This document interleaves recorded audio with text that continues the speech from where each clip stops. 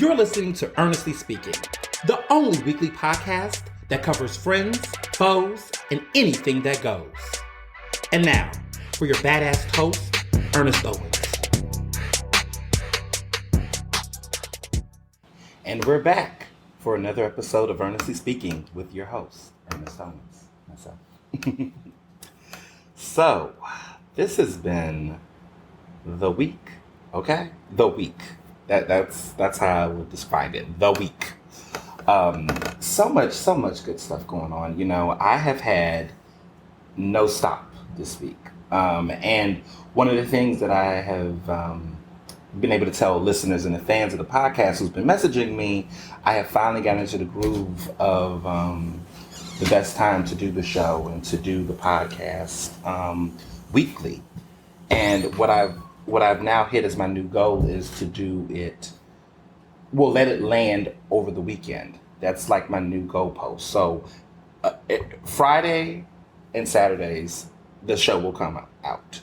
I have realized just through experimentation of doing them when to drop the episodes that there are topics and stuff that goes down on a Thursday and the podcast comes out Friday morning. And I'm like, damn, I wish I would have, been able to add that in an episode. And I'm like, I'm going to make sure I bring it up next week. And then other crazy stuff happens and I don't get to fit it. So I've realized that a full weekly review, in addition to everything else that's going on, works best. Plus, most people actually, when I look at the analytics, there's a big boost when the show comes, and then there's a reboost during the weekend. So it's like you are already listening to it. A lot of you are always either going back to listen to it or listening to it during the weekend. So I should just drop them on the weekend because most people will just get it in one cluster. So that's something I have been finding out for the past couple of weeks, and so the show will continue to be weekly, but I think I'm moving it towards a late Friday or Saturday situation. I think Sunday is just way too no, that's missing it. It's going to be Fridays and Saturdays now. In my head, that's how I plan to drop them, unless there is a special edition and there's something that just has to be its own episode, of course, and we have a couple of those. But that's something I have been thinking about, and some of you all have been clearly having a fix. You're like, wait a minute, it's Thursday, it's Friday, and it's like, yes, I know, but I have not forgotten you. I'm not forgetting the podcast because you all look at me like he's so busy. I am, but the thing is, I don't like calling it busy anymore. It's just life. It's my life. It's always something going on. A friend of mine said at a pool party, that I had this earlier this week, and I just cannot wait to talk about some of these festivities that they're like, you always got something going on in a good way. They were saying, you always got something going on, and I was like, that's true. I guess I do. I'm so into it that I sometimes I'll take a step back to be like, I really do be having some stuff going on. So I'm excited. Being this week kicks off the first week of school, back to school and everything. And I am Professor Owens and doing some great things at Cheney. Had a really great conversation with the provost this week. The university really wants to utilize me, which is good and which is great actually. And I'm having conversations about other things I want to do at the university outside of being an adjunct professor. And it just feels good. And one of the things I had said in that conversation I wanted to say to you all is being a professor at an HBCU and coming up with creative ways to do programming, there is a unique experience. And I remember years and years ago when I was doing some work with the Huffington Post, and I was writing for them very often. That was when it was the Huffington Post, not the Huff Post. There's a big difference in quality, in my opinion. This is when Ariana Huffington, was there, and she tapped the kid, and I jumped started my career. I wrote a piece about going to Ghana and how it was a life-changing experience. This was in 2014, and how when I went to Ghana, it was an interesting view as an American, because I was as a Black American, because I was in a world where everything on the TV was Black. The soap operas, the TV shows, the news anchors, the press, the media, the people, and what that did for my psychology. It changed my entire worldview. because this is the first time I was ever in a country or in a society that was predominantly black, functioning, thriving, living well, and eating well. The food was phenomenal. I will never forget the food I had in Ghana. I still to this day think about this dish called beef provincial, and fisherman's stew. Oh, in red, which is the food was everything. I still think about that food. And I just think about when I was there in Ghana how it was just normalized. Blackness was normalized. It was just like, I was like, this is how white people feel in America. Like we didn't have, I mean, we know racism, right?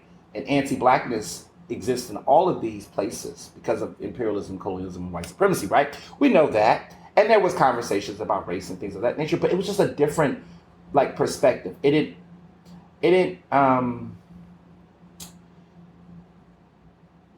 I guess I would say I had my guard down. Like I wasn't looking left to right. I wasn't thinking about white people in the way that I do in America. And that feeling was just, that was just priceless. And I was there for like about 10 days and I was with royalty and good people over there.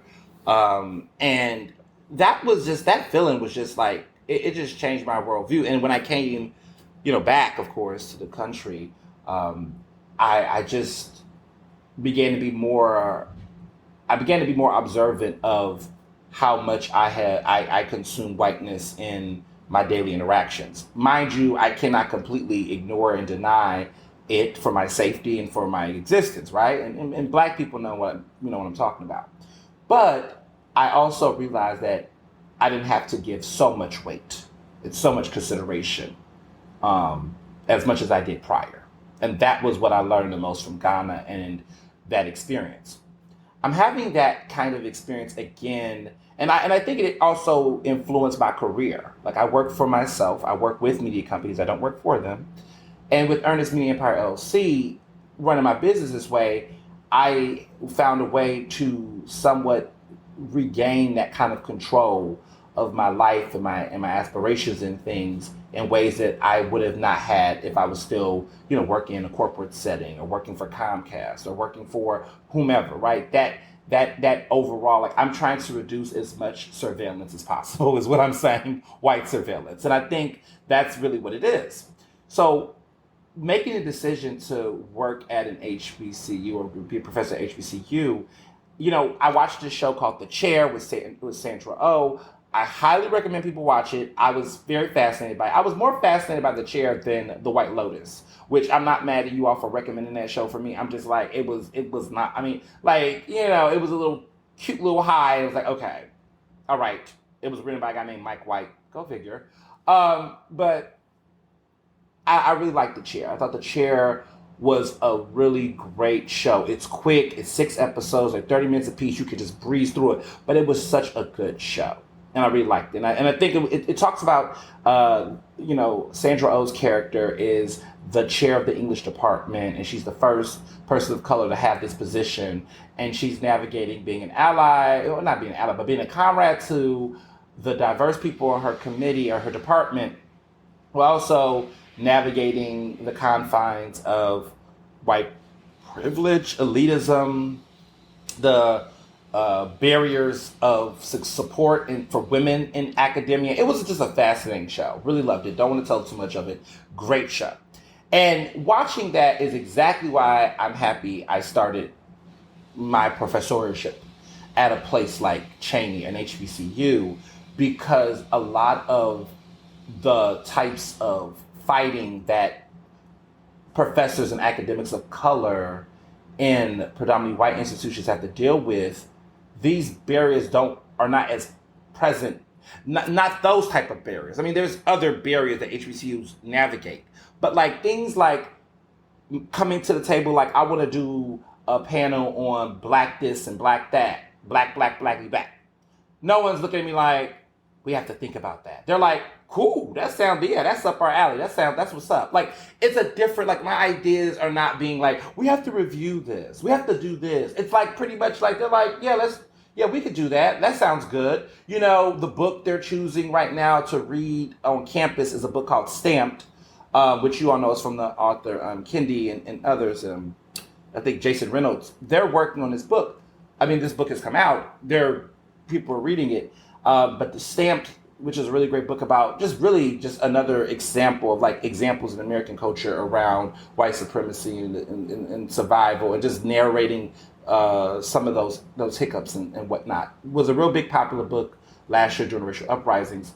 And I think that, because they're choosing a book like that, it's interesting when books like about race are being read amongst other Black people.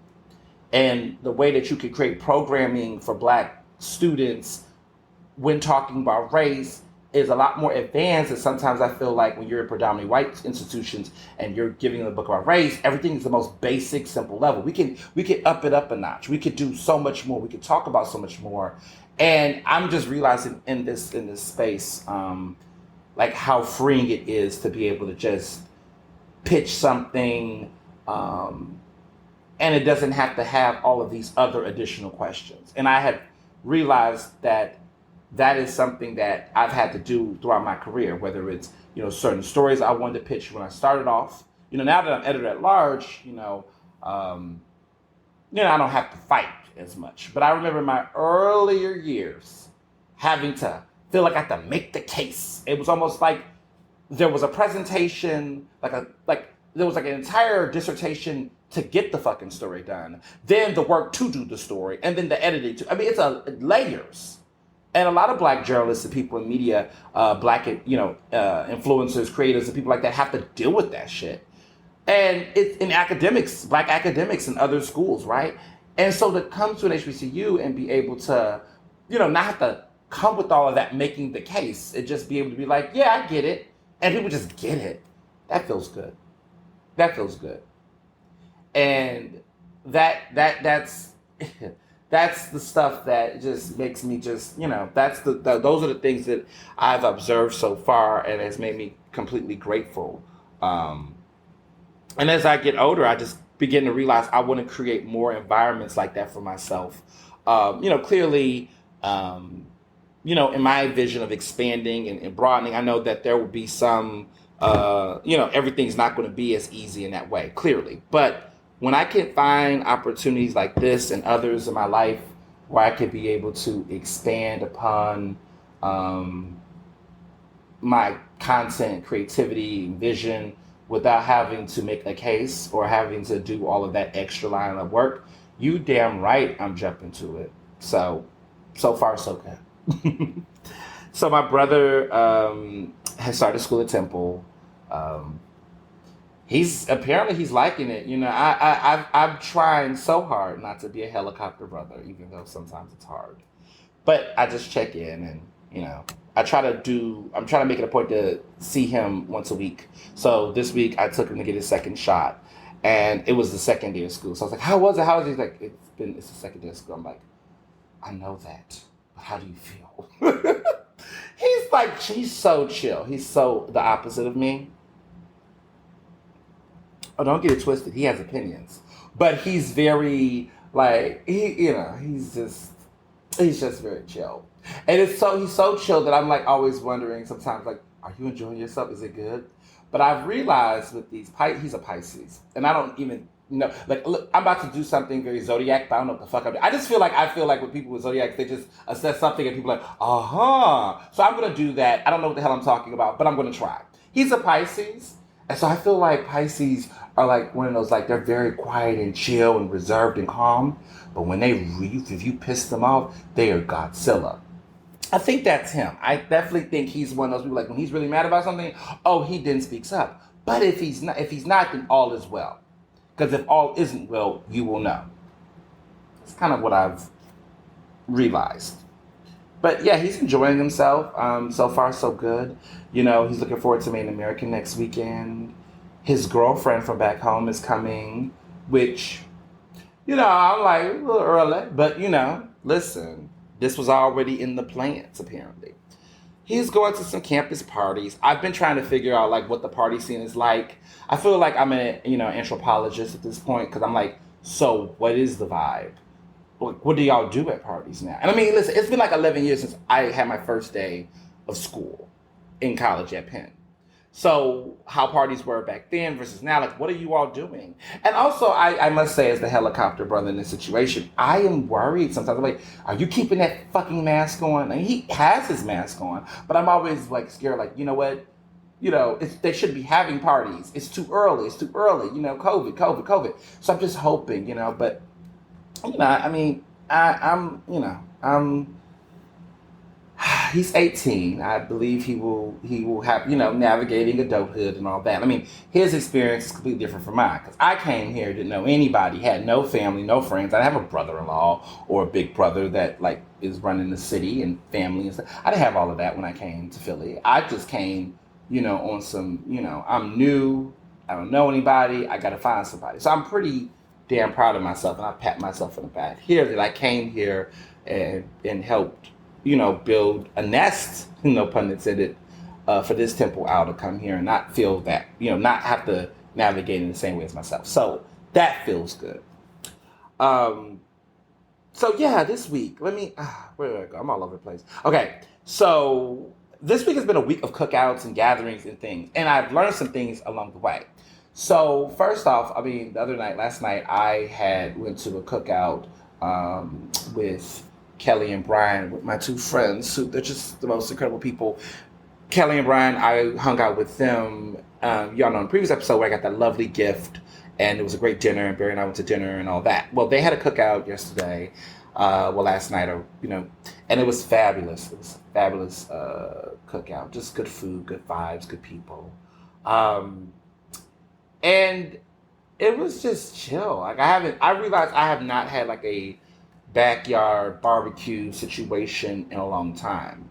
Like it's been a minute, and I just realized sitting there in the yard and just seeing all the seeing everything and everybody. I was like, damn, I haven't had a situation like this in a minute because I've been so much in the house or I'm at restaurants or something. But it just felt nice, and it reminded me of summer. It was like summer in a can. And as we get ready for fall. Damn, fall is coming by fast. Oh my goodness, like this is it. Like we're gonna be getting ready for like it's time is going by fast. Countdown, right? We're about to get into fall. Wow. I'm like, did summer happen? Like, did we really have I mean, I guess I had fun this summer. Summer was lit. Yeah, summer definitely was lit. I mean, summer was been writing a book and eating and getting up on my mask. Like I started this summer being like, oh, I don't have to wear a mask, and now I'm like, fuck, masked up. Anyway, that was fabulous. What was also awesome was that Philadelphia Association of Black Journalists, which I'm the president of, we had our pool party at the AKA, and you all know by now I love the AKA. We was at level 28. Sounds familiar. That's where I had some of my bachelor party activities, and oh my gosh, it was fabulous. So it was sponsored by Cashman and Associates because I'm really good friends with Nicole Cashman and all the great people, Michelle and all the great people over there. And what is so cool, and I don't know where to start with this. Okay, so first off, the party was lit. We was at AKA, the one in University City, and it was at level 28. We had an infinity pool, and there was this great catered food from Constellations, who have been doing great wedding catering. And I was like, damn, if I would have really thought this through. But I love my wedding caterer, but I was like, okay, maybe the next friend that gets me, I'm gonna be like, can we experiment with Constellations? But their food was phenomenal. And they were serving it to us. And this was I would say this was a very combat COVID party in a good way, because because everybody had to be fully vaccinated in order to attend the party. That was our policy. Love our policy. Happy because it worked, right? It was about roughly 50 people, I think, at any given setting. There, some people swam, some people didn't, but the good thing was these places were separated. So when the history of the PABJ pool party, why it's a big deal historically, is that for the past 20 years we've been having this pool party. It was traditionally the pool party was always done at someone's house. And this year we broke tradition, one, because of COVID, but two, because as president, I like to sometimes change things up. So we kept the tradition of the pool party. Last year, we couldn't have it at all because of the pandemic. And this year there was a way to have it. And I was so happy that in my presidency, I was able to bring back the pool party in this way, but we did it differently. In the past, the organization, people, kind of paid out of pocket, we had to sell tickets. It was like a cookout vibe. And there's something to be said for like potluck type cookouts and things. That's great. But I was just like, there needs to be something different. And this was my first in-person event as president. I started my term in January, and all the events were being done virtually. So this was like the first time I got to see the membership at large, and it was such a special occasion. I mean, we had Uncle Nearest sponsor the whiskey. We had just so much love and good vibes, and it was just a really great time. So I got to meet friends and catch up with people. Josh Eats Philly, who is this awesome and listens to this podcast all the time. It was great to see him, person. And we've seen each other a couple of events, but it was great to see him in this atmosphere. Saw some other friends I haven't seen in forever. And it was just a great Black pool party. It was just a great Black media pool party. And I love the fact that there were new faces I hadn't seen before. There were people who came from all types of aspects of media. We had influencers, print journalists, broadcasters, people from the business side, PR, communications. I mean, everyone was there, and it was just such a great feeling. And what I loved about it is that I was so worried about the weather. Like, everybody kept thinking, oh my God, it's going to probably rain. And the beautiful thing is it didn't. It was a great day. Everyone was outdoor at the terrace. The lobby was popping. The food was great. It was just a good damn time. And I was really grateful for Cashman Associates for just sponsoring that event, which meant we didn't, as the organization, we have to pay for anything. And this gets into another conversation I've been having lately about diversity, equity, inclusion, and support, and people showing up. So recently, one of the things I've observed as president of PABJ, and for those who don't understand what the Philadelphia Association of Black Journalists do, we are the founding chapter of the National Association of Black Journalists. We predate them. We was founded in 1973, largely by some print journalists, some incredible legendary print journalists like Chuck Stone, Asa Moore, Reginald Bryant, and others who then, their leadership and influence, created this organization. And then 2 years later, in 1975, they went to DC with about 46 other journalists, and then they created the National Association of Black Journalists in DC. And then that started other ones. But there were two other chapters. The Pittsburgh chapter, Pittsburgh Federation of Black Journalists, Baltimore, which basically they have their own Association of Black Journalists. Those three chapters predate Baltimore, Pittsburgh. No, it's Philadelphia, Baltimore, Philadelphia, Pittsburgh, Baltimore. We, all three of us, predate the National Association of Black Journalists, NABJ. So our organization is fixated on three things. It's fixated on professional development for Black journalists, community outreach, and media advocacy. Like, we are focused on fighting for Black journalists. We're focused on training and getting professional development for Black journalists. And we're also invested in our outreach with the community on coverage issues and things of that nature. We are a holistic advocacy nonprofit. We have, a great robust board. Our 501c3 has been in existence for 25 years, but our existence has been around since 1973.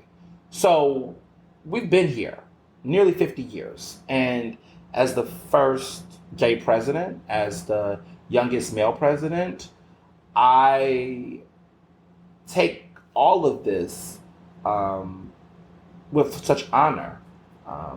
And, that it just feels good. Saying that, one of the things I've noticed, and this is not just within PABJ, but just across the board, and for all of my, diversity, equity, inclusion folks and people who do that work, or people interested in it, whatever, or white people who are trying to figure this out. One of the biggest pet peeves of mine lately have been that in this sense of all of these racial uprisings and all these conversations about diversity, equity, inclusion, and all this jazz, one of the things that have really been upsetting is that the conversation around diversity, equity, inclusion has always been fixated on this lack of people of color being in these spaces, which is a very important fact and detail.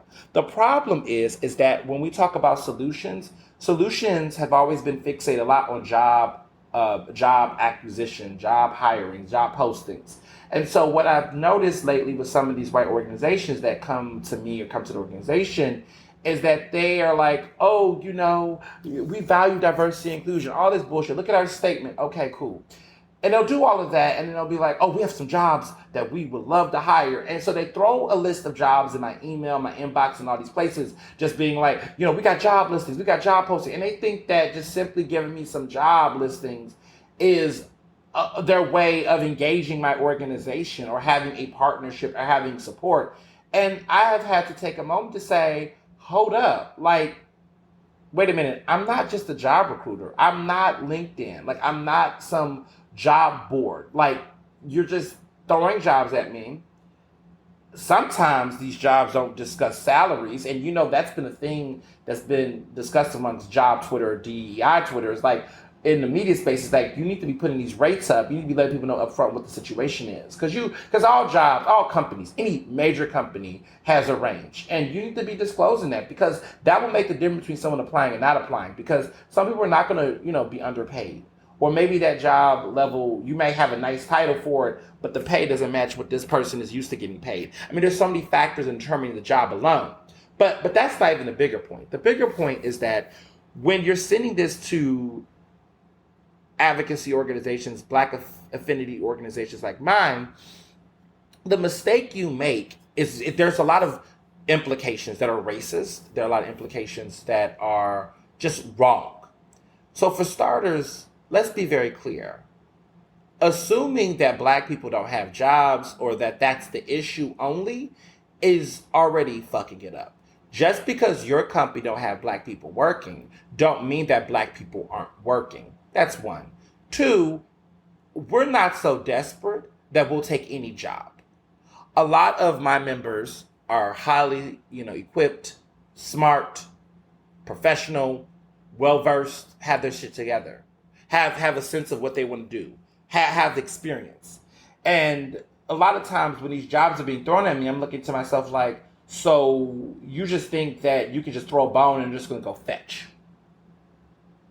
There's a level of entitlement and a reinforcing of white supremacy within that type of mindset that, we have these jobs. These Black people must not have them. You should come running to us because we're finally giving a damn about including you at the table. So here are these bones, go fetch. That's the vibe. Even if that's not the intention, that is the implication. And impact trumps intention. Facts.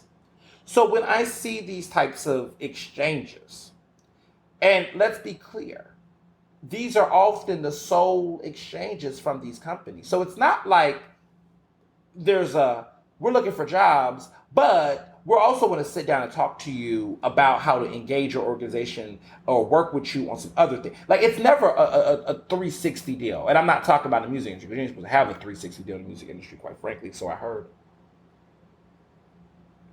But one of the things that I have recognized is that I'm not interested in putting my members or putting anyone out here in these jobs when I don't know anything about the organization. I haven't sat down and figured out what they're doing to change. And my organization isn't involved in the process. So when I think about a holistic partnership, right? Because people are going to ask that question. So what is the ideal? So Ernest, what do you think we should be doing instead? Well, for one, you're lucky I'm on this podcast, because if this was you asking me in my DMs, like I am a service worker for you or some unpaid diversity consultant, you got the game all wrong.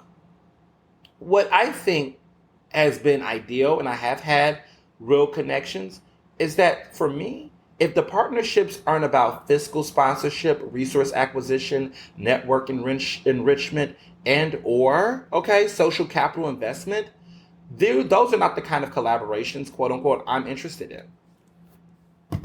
Like, I'm spelling it out, and I think people should spell it out. Let me break this down. Okay, fiscal sponsorship. That's one way to support. How are you investing money in my organization to continue for it to survive and thrive and do the things you do? If you're a multi-million dollar company and you have all these heavy budgets for leadership, this, that, and the third, where are you supporting and sponsoring organizations fiscally and putting your money where your mouth is to support their existence? That's the first starter. Oh, no money, no contribution of monetary value. Okay, that's already the first L. Resource acquisition. Okay, so maybe, maybe your organization does not have a lot of money, or maybe the budget is not there. Who knows, right? What is resource acquisition? Are you providing people to come to the events and to help volunteer? Are you bringing equipment? Maybe you can barter. Maybe you have things, or maybe no barter, because that's not being in service. Maybe the answer is, look, we have these things. They can, we have a work co-working space.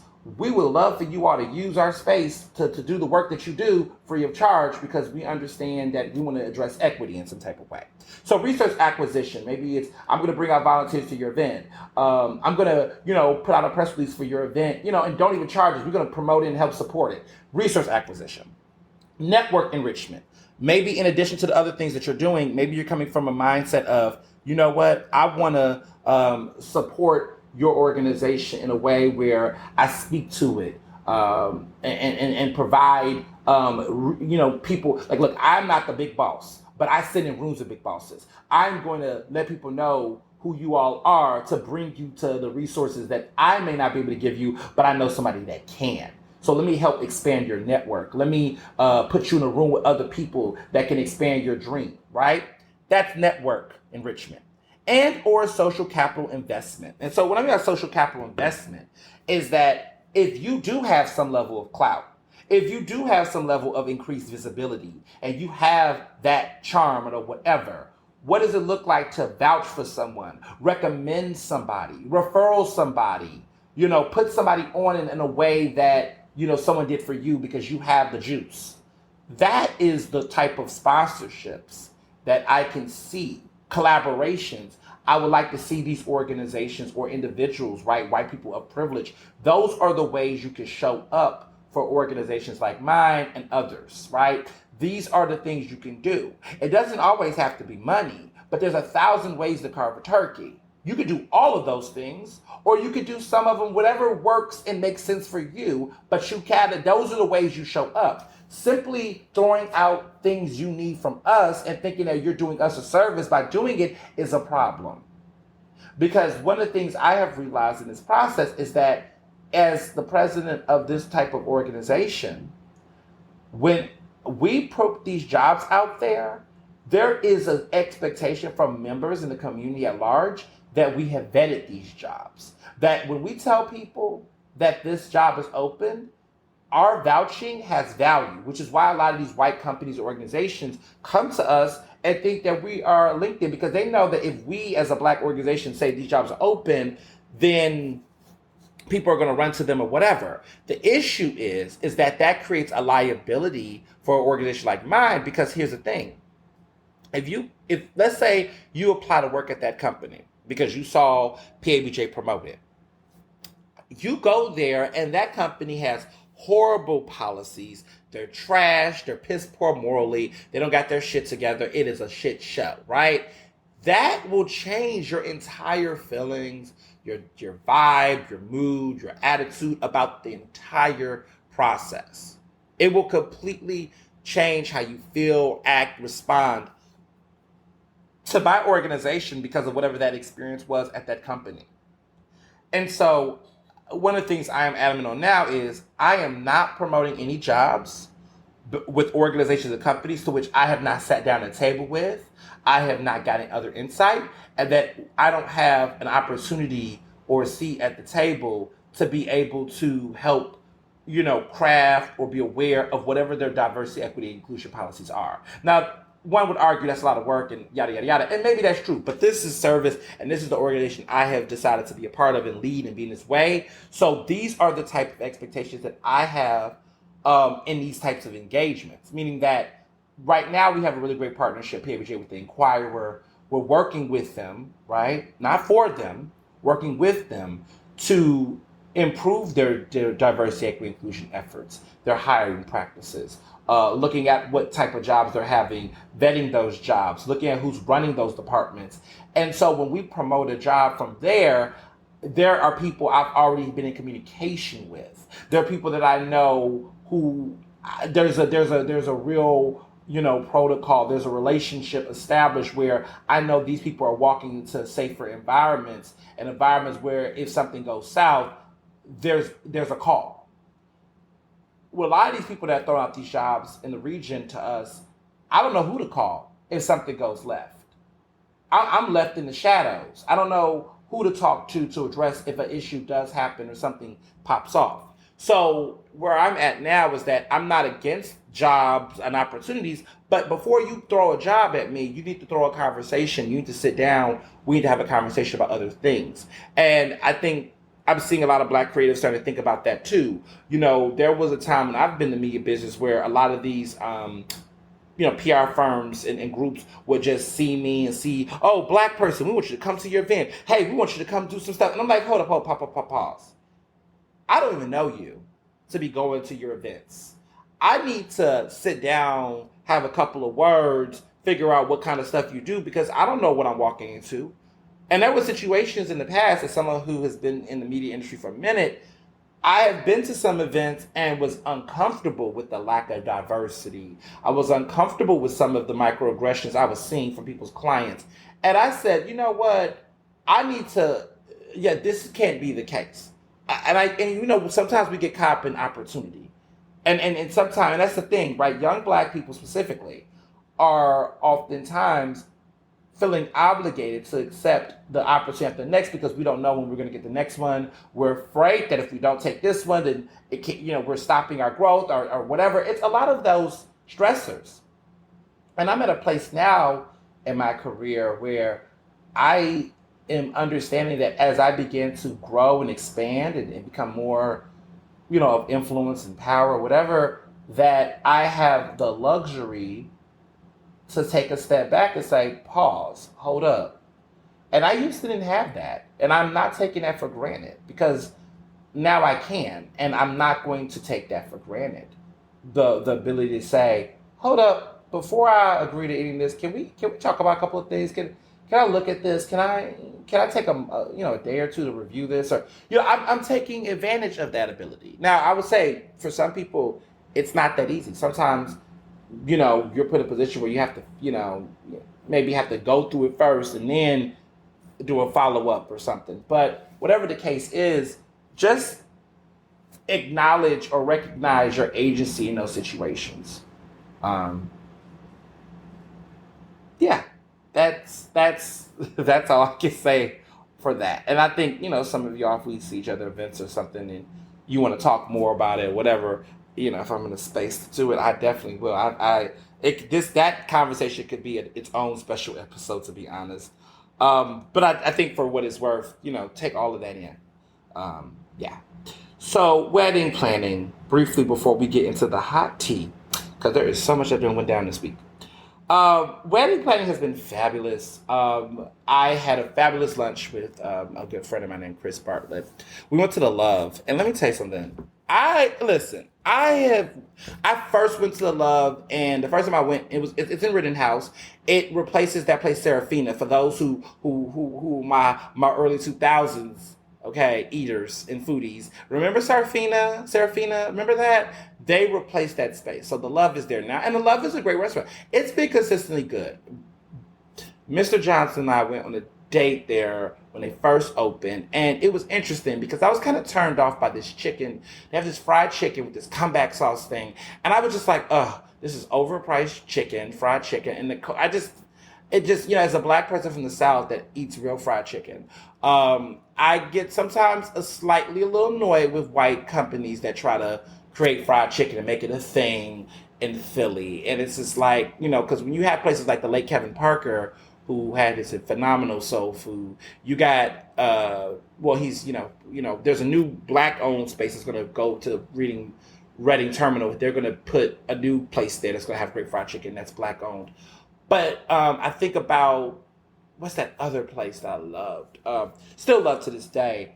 And, Okay, so this is gonna be a little controversial. Whatever, probably not. The only white fried chicken spot that I have really was like, okay, you all got something going on here.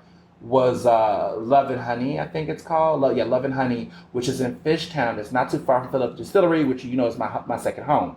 Their fried chicken sandwiches, their whole thing, that's good chicken. That's some good chicken. As somebody who is ate my way through Arkansas, okay, Houston, Texas, of course. I was born in Chicago, so Harold's Chicken, fried chicken, is like the best to me. Harold's Chicken. Also too, have some stuff in Alabama. My family lives in Alabama, Huntsville, Alabama, for a little stint. So I've had some fried chicken up and down the Mason-Dixon line up to Philadelphia. And I must say that the only white-owned fried chicken place in Philadelphia that's really has made me be like, okay, y'all got something going on here, was Love and Honey. Their chicken sandwich is phenomenal. Their chicken is just good. Everybody else, I'm like, okay, Red Crest. I think that's what it's called. These other places, I'm just like, not that they're horrible, I just don't know why they exist. But, my black-owned chicken places, I'm always in love because it's got that little extra season of flour. You know how to season the flour, okay? We gotta let them understand. I don't know. I think this is just my observations around culinary experiences because there's been a lot of conversations lately about race and culture and food and stuff. There was something in the New York Times that just shocked. Well, there was another report that someone said that in the New York Times archives or their search engine for books on Asian Indian food, 90% of the books, I believe, were written by white people. Like it was definitely a huge number that their Indian and Chinese cookbooks, when you look in their cookbook archives or search engine, that 90% or like a huge number, definitely over 50, an overwhelming number of those books were written by white chefs. So when we talk about race, when we talk about the bastardization of culture, when we talk about cultural appropriation and all these things, this is what we're talking about. These are the things that we're talking about. Like, how is it that of a culture of food that's completely on the other side of the world, that the people that think that they can write a book and be experts and make money and sales off of this food is from people from the other end that was taught it? It's just like, okay, yes, people can embrace things and appreciate it, but you can't dominate them. See, there's a difference between cultural appreciation and cultural assassination. If the conversation is about Chinese cuisine and the majority of people that's like having those conversations, writing the recipes, having the book deals, getting the exposure are white, then that means that the appreciation is no longer appreciation. It is basically assimilation, it's takeover, it's assassination, it's supremacy. Revamped, repackaged, respiced. And that's why, as a black person, I am going to talk about how some of these Southern recipes have been culturally appropriated or how they've been revamped and how there's double standards and how people get away with them. You have to call that shit out. So you can like institutions and think they're great, but you have to also call them out. So I like The Love as a restaurant. I think it's a good restaurant. I think they do cook good food. But like that fried chicken with that comeback sauce, that whole little situation, I'm just like, because the price. And also, I'm just like, okay, it's just, those are the things. And I would really appreciate more if it was more black chefs at some of these restaurants, that's getting the opportunity to put their own Southern flair. Because one thing I can't stand is seeing a white male skinny chef somewhere talking about how they like spicy food and that should be a medium. I mean, let's just keep it 100 today. It's a lot of those types of things that happen. And to my foodies out there, you know what I'm talking about. It just, sometimes you're just like, all right. And then when they see a black person, they really be trying to up it up a little bit. I cannot, words can I describe it? You have to have a camera to see it. Like, I would wish I could just, there are some times, y'all, I've gone to some food events and tastings. I'm just like, okay. But,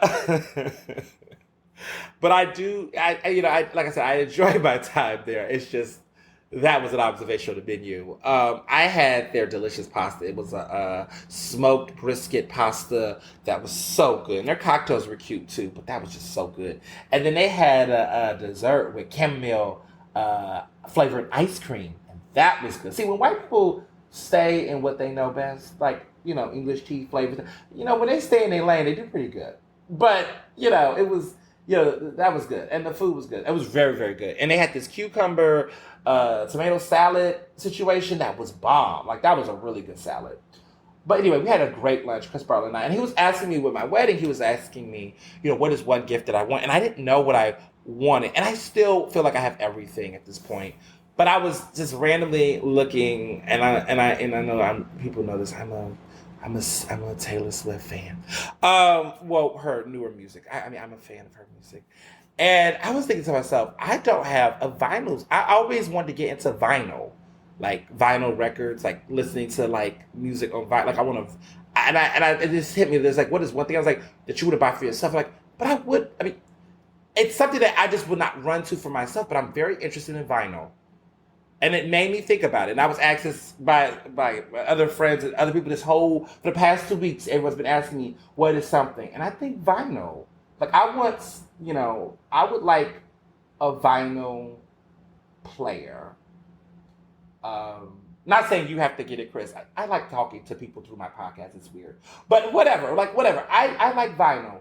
And I want to know how to do a vinyl player. I want to know if it sounds different. I mean, I've heard that it do, but I'm curious to see if it's all the rave that it's been.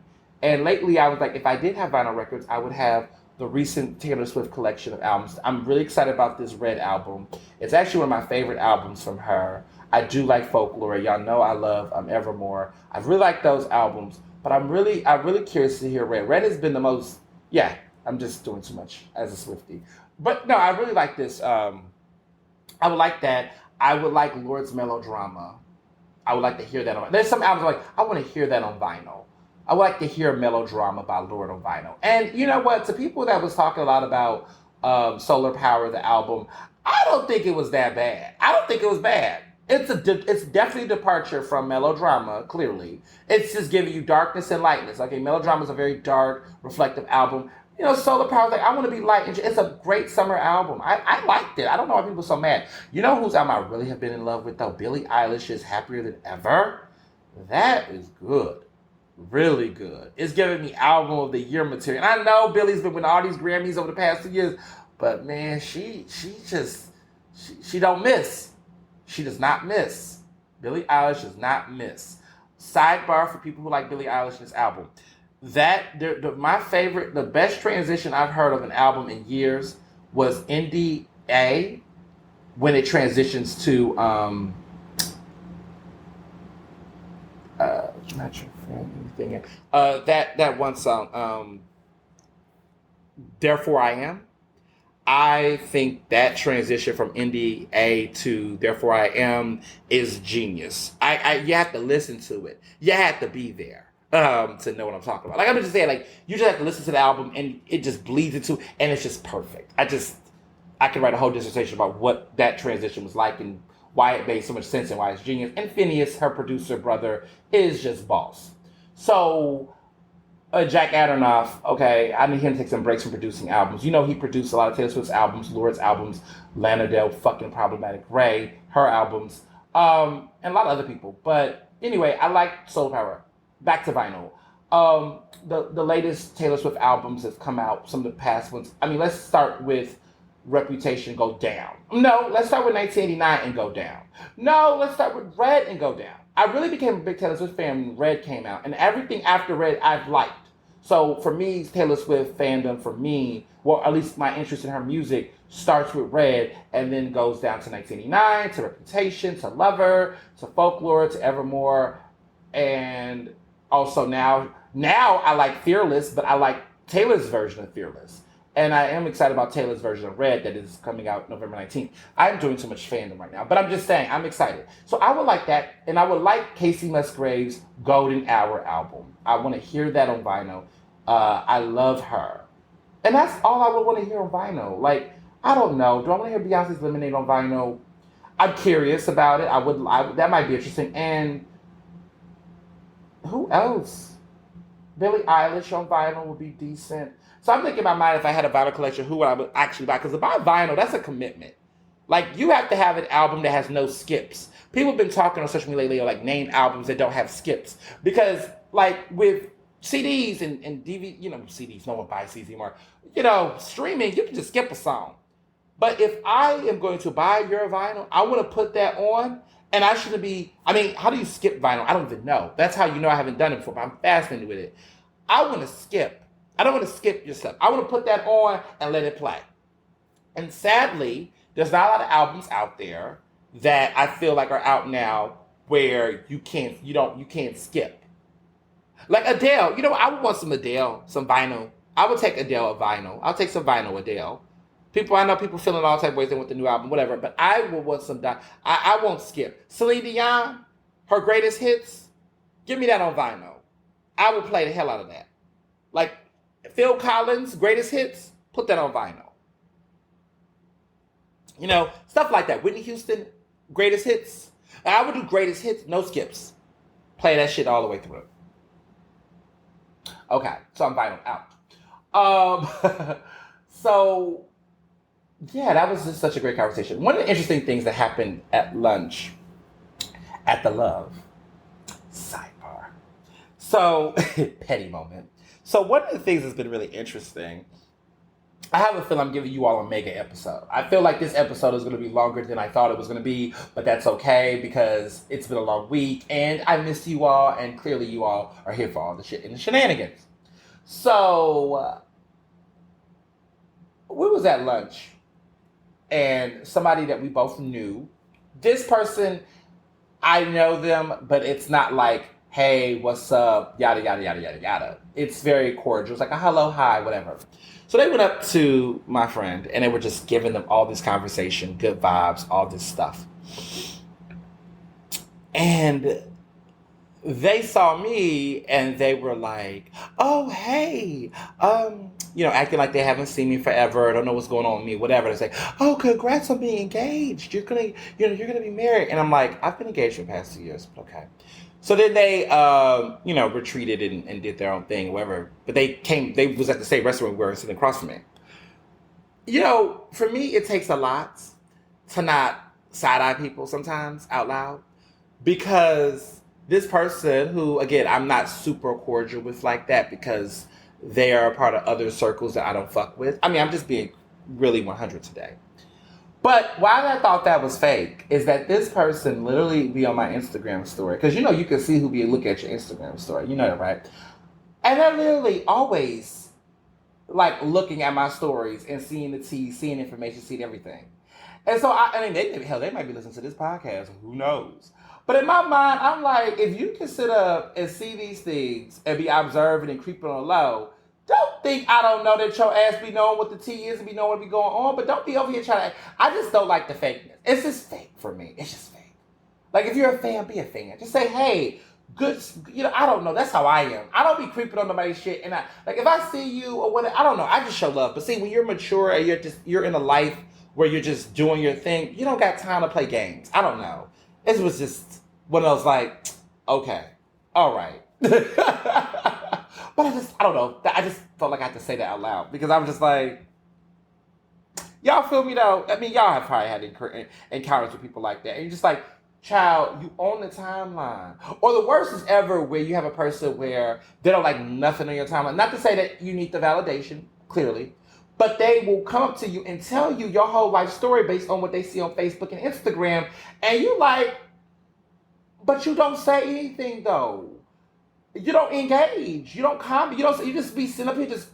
People are so fucking weird. I don't know. That's just weird to me. Weird. Like, I see some of you are engaged with me often on, and I love it. Like, I will comment if I can, if I have time. I love it. Like, we all, like, I don't know. People just I don't want to say be regular, but just have some fucking decency. Next case. So speaking of decency, I wrote a piece for Philly Mag this past week talking about how I am no longer debating the unvaccinated. I encourage all of you all to do the same. Do not debate the unvaccinated anymore. Pfizer has been officially approved by the FDA.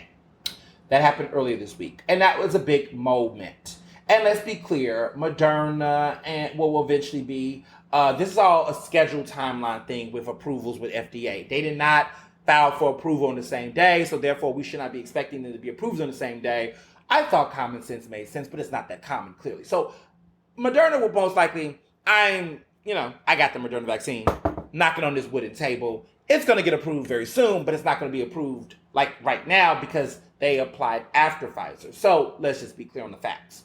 So for a long time, a lot of people were debating about how they're not going to get vaccinated because it's not FDA approved, they said.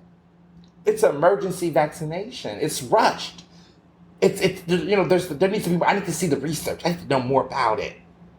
Meanwhile, people are dying like flies waiting on that answer, and then death came, and it's sad, right? Some people. And I'm not faulting them. I'm not being ashamed. I'm just saying that in certain cases, those who was still hesitant to get the vaccine, some of those people died. There was a really sad story about an officer, a black officer, who was in his early 40s that died the day before his wedding. He was unvaxxed. He left behind some kids. It was a sad story.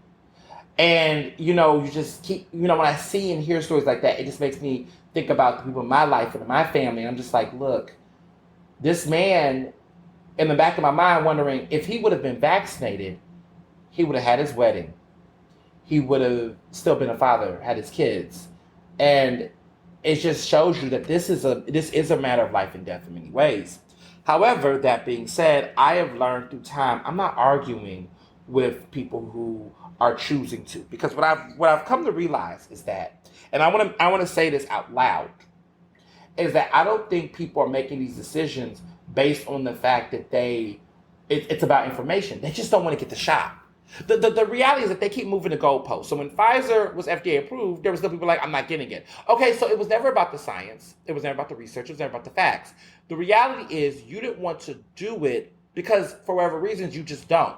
Either you're scared of getting shots, you just don't want things in your body, you just are like that. And most of these people, I will tell you that I've seen that do not get vaccinated, they don't even get flu shots. They don't even like flu shots. And a lot of them don't even like condoms. I mean, there's just a lot of things that they just don't like to do. And I'm not saying all of them are like that. I'm just saying that the ones that I have encountered who are anti-vaxxers, I have seen that they are across the board not liking certain things. But to some extent, I have learned that this vaccine is something different for them, where they're not all crazy, far right, or just complete hoteps, or anything of that nature. There are extremes. And I sometimes feel like the media, and sometimes us online, are always quick to address the extremes.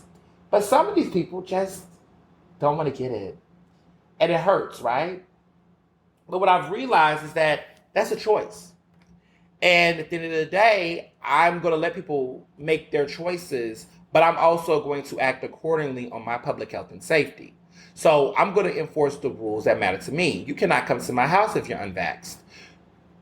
You cannot sit with me if you're unvaxxed as far as going out with me. Like if I have a party, a dinner party, my wedding, I'm sorry, you cannot come to my wedding. You cannot come to my personal gatherings. In organizations that I am leading, I am really influencing and pushing for policies that are not going to have unvaccinated people being put at risk. Because at the end of the day, you have the choice to do what you want for yourself, but when it involves anything that deals with me, or even these businesses that create these mandates, you have to respect their autonomy and their choice as well. Okay? Like, you don't want to be vaxxed and you want to potentially get COVID somewhere, you do that on your own time. But you're not going to do it in my space. You're not going to do it around me. I don't want to have the liability of passing COVID to you because, vaccinated people can potentially pass COVID. But the reality is that while we will not get severe sickness and hospitalization and death, you might. And I don't want to have that guilt on my conscience. Again, you do what you want to do at this point. The information is there. The facts are there. There's no need for us to argue anymore about something that you're not going to do. You're not going to one up me with this, whatever hoaxy, bad article, bogus fact, or, what people are doing now, the anecdotal experience. Like, oh, we want to talk about what happened at P-Town. Okay, well, P-Town is a case study. It's not the study. It's not the experience for everybody else.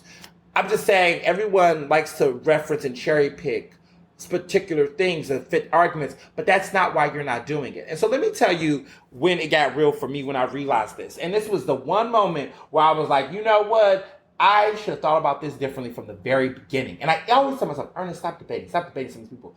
I did it during the racial uprisings. I was not arguing white people. Now I'm at a point where I'm not arguing unvaccinated people. So one of the biggest examples was that last week, there was a Hurricane Henry. All these hurricane names. I remember Hurricane Allison in the South. You from Houston, Texas. You remember Hurricane Allison, okay? Tropical Storm Allison, all that. Hurricane Barry. So I wonder if there's been a Hurricane Ernest. So one of the things that I observed was that it was an old high school peer who still follows me on social media.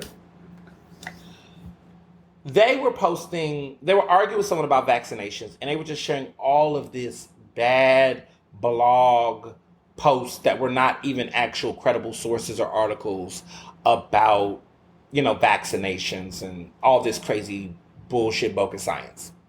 And they were just pressing it, showing all these articles. And that was a part for me where I was just like, oh God, you can't possibly read this or whatever. Interesting enough, later that day, they were sharing articles from the Weather Channel, New York Times, and other credible sources about Hurricane Henry. And I was sitting there looking like, so when you went on this website, right? You went on New York Times, you went on the Weather Channel, you went on these places, and you was able to get factual, where to get factual information about this hurricane, but you don't know how to get factual information on the vaccine? I had to take a moment of silence there for the stupidity. What I realized in that moment was it's not that they didn't know how to get that factual information. What it is that it's called confirmation bias, right? They are looking for information that confirm their personal hesitations and bias. And we all do it, right? It's the difference why liberals or progressives or whatnot go to MSNBC. It's the reason why conservatives go to Fox News. They want to be presented with information in a curated way that, or misinformation, regardless. Information, whether true or false, that confirms their bias and their thoughts about that particular issue. I am so disappointed, and this is something I've been observing, is that the vaccine has been politicized in ways that other countries are not politicizing. Other countries are not politicizing the vaccine in the same way that we are as Americans. And that is so, it's such an American thing to do, right? We're so fat and spoiled among riches that we stole. Well, I didn't steal the shit. White people stole, let's be clear. That we consistently they are consistently making this worse for everybody else. That being said, that's what I realized. When I Google vaccination information, FDA credible sources pop up on Google. You have to literally be searching for misinformation to get misinformation if you do a Google search. Because when you put up vaccines or Pfizer, the first things that come up are not like the most misinformed articles. So that means you really, really have to search to, make yourself be at peace. I've told somebody the other day, and this is what I'm saying now, is that you don't got a lot to kick it. If you're scared to get the vaccine, just say you're scared to get the vaccine.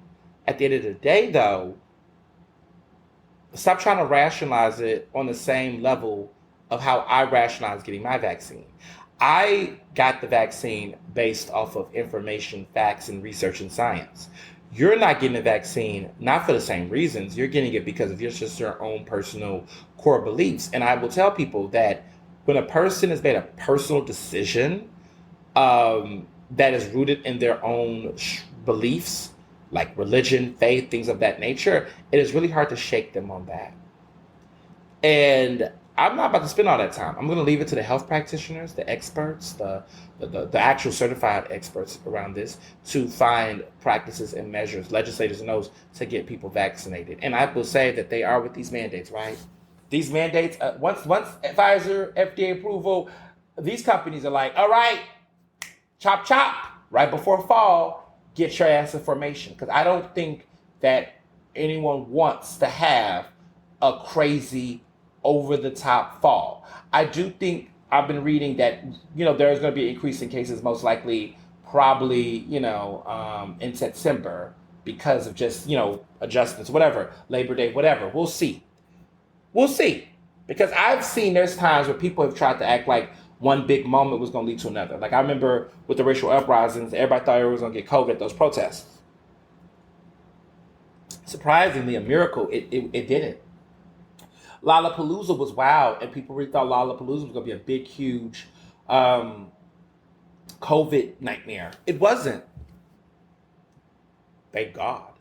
But I think when you think about some of these other types of events, you're wondering, where are they? Are they going to be the next thing? I know there was like a motor race, something that happened, I think in South Dakota, not South Dakota, some Montana, Wisconsin, one of them places. There was like a motor bike rally thing that was a big super spreader.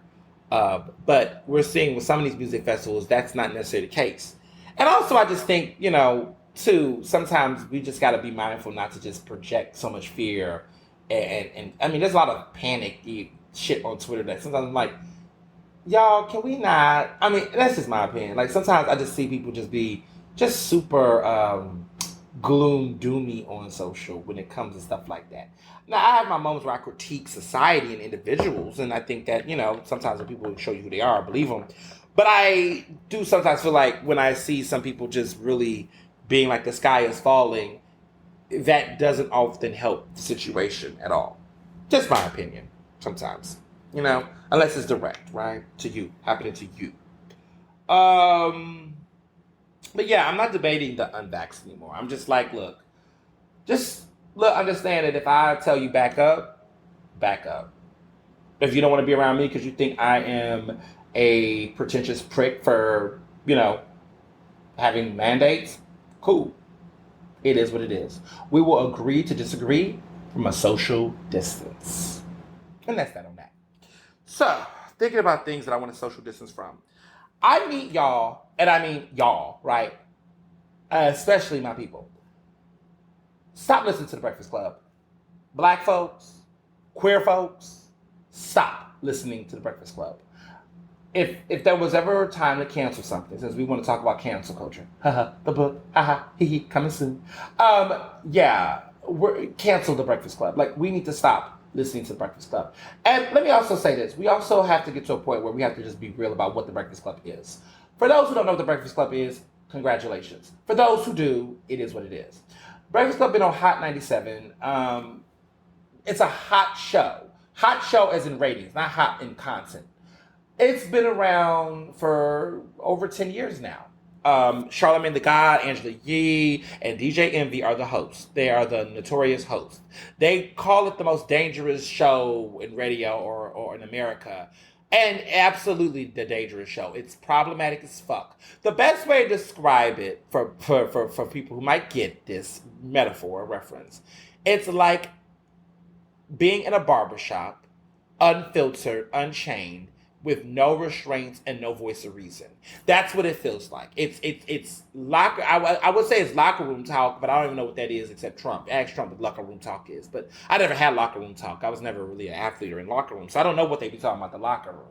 But I know what they talk about in the barbershop. And in the barbershop, a lot of times, you know what happens in barbershops. Black men, black people, y'all know what I mean.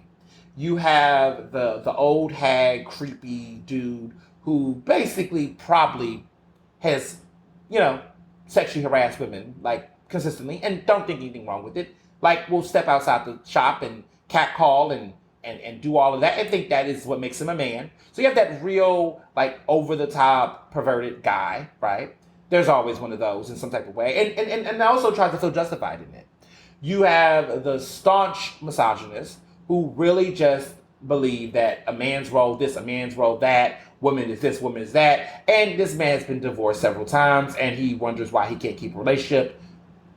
You have the woke homophobe, quote unquote woke homophobe, who is basically privately gay, but he is ashamed, so he will try to come up with everything to say why he's not.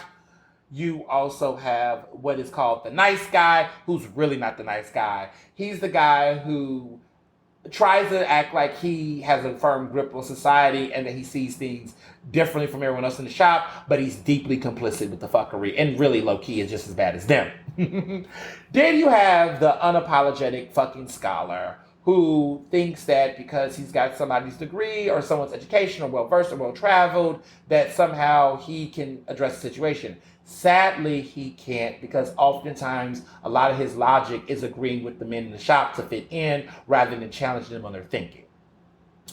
You also have what I call the obsessive capitalist. This person either does real estate, they're in baking or investing, and they're very obsessed with money. And they believe that if we have economic money in the community, that that's what we got to do. We got to get money, money, money, money, money. And he wants to sell you something. He wants you to be a part of his Forex club or whatever the fuck he's doing.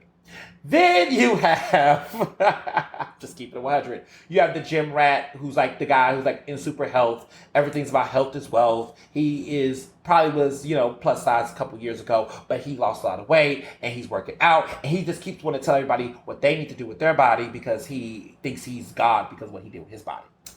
And then you have what I call Normal Nelson, the guy like myself who goes to the shop, used to argue with those people, realized, you know what, let me just shut the fuck up and get this cut and go, because you get over it. And last but not least, you have what I call, and this is the one, the old school cat, which is the old guy who tells you that back in the day we did this, back in the day we did that, back in the day these things were all fine. The one who basically hates council culture, the one who's low-key probably voted for Trump, the one who basically is all those things. And then, I'm sorry, there's one fucking more. I cannot leave this person out. And for all the people that's going to barbershops, you're sitting here looking like you're snapping like hell fucking yes, this is so true. The incessant contrarian. Oh my God. That probably is the worst guy in the barbershop. The incessant contrarian is the person that literally chooses to take the opposite position on everything. He's a rape apologist. He is a supporter of white supremacists. He will defend it. He will talk about black on black crime. He will critique the black community, thinking it's an intellectual thing. He will project negative stereotypes about LGBTQ people. He will talk about Me Too in a way that he thinks is very sophisticated or creative thinking, but it's actually just reinforcing rape culture. He is a problem, but he embraces it and thinks that he is a thinker. What they call themselves, I'm a free thinker. He's that motherfucker. And that person's always right. And there you have the cast and crew and the circus at the barbershop. That's basically how the Breakfast Club works. The Breakfast Club has those types of people. Dr. Umar Johnson, Brother Wesley Muhammad, Minister Louis Farrakhan. They just have a host of bigots, homophobes, sexists, misogynists, and they try to facilitate these conversations and act like the barber at your shop do, right? Open dialogue. We want different perspectives. But when you look at the perspectives, you're giving the same trash buckets more space than you are the people that's being shitted on. So on the Breakfast Club, they don't have that many LGBTQ guests. They don't have that many transgender people. They don't have that many, black women who are not pick-me's or folks that are complicit in the bullshit on their show. They do have a few, right? And when they do, these people are ambushed with questions and being belittled and reduced. And so it's like there is this weird thing that happens. So nonetheless, this week they have Boosie, Lil Boosie, Boosie Badass, the one who has that song Independent, that is a classic, but sadly he's not. To come on and reiterate his thoughts about Lil Nas X, because I don't know, for whatever reason, hip-hop did not stop talking about Lil Nas X. My whole thing is, if you don't like someone, And you're not, and let me be clear, disclaimer, this does not refer to journalists. So don't ask me why I'm not talking about the Breakfast Club if I don't like it. I'm a journalist, I'm an analyst, I am a critical talker on these issues. I get paid to have an opinion. But to my point of the bigots, if you really don't like Lil Nas X and you truly believe that Lil Nas X is spreading bad things, why are you consistently feeling like you have to talk about this person when this person isn't doing anything directly harmful to you? Anyway, hip hop's obsession with homosexuality is very much so homoeroticism. And there was a great writer at the Daily Beast named Taraka Love, who I went to school with, in middle school with in Houston, and now he lives in Philly. It's wild. But he wrote this really great piece for the Daily Beast talking about the homoeroticism of hip hop.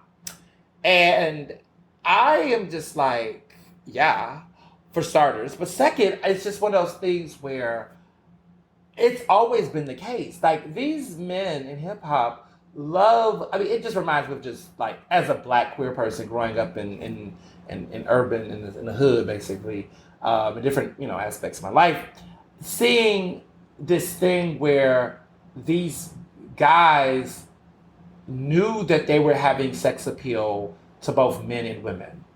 And I encourage people to watch it. This is mandatory cinematic viewing, but watch Moonlight. Moonlight gets into that in subtle ways. Terrell Alvin McCraney is an incredible Oscar-winning screenwriter. And first of all, David McMahon just had his season finale.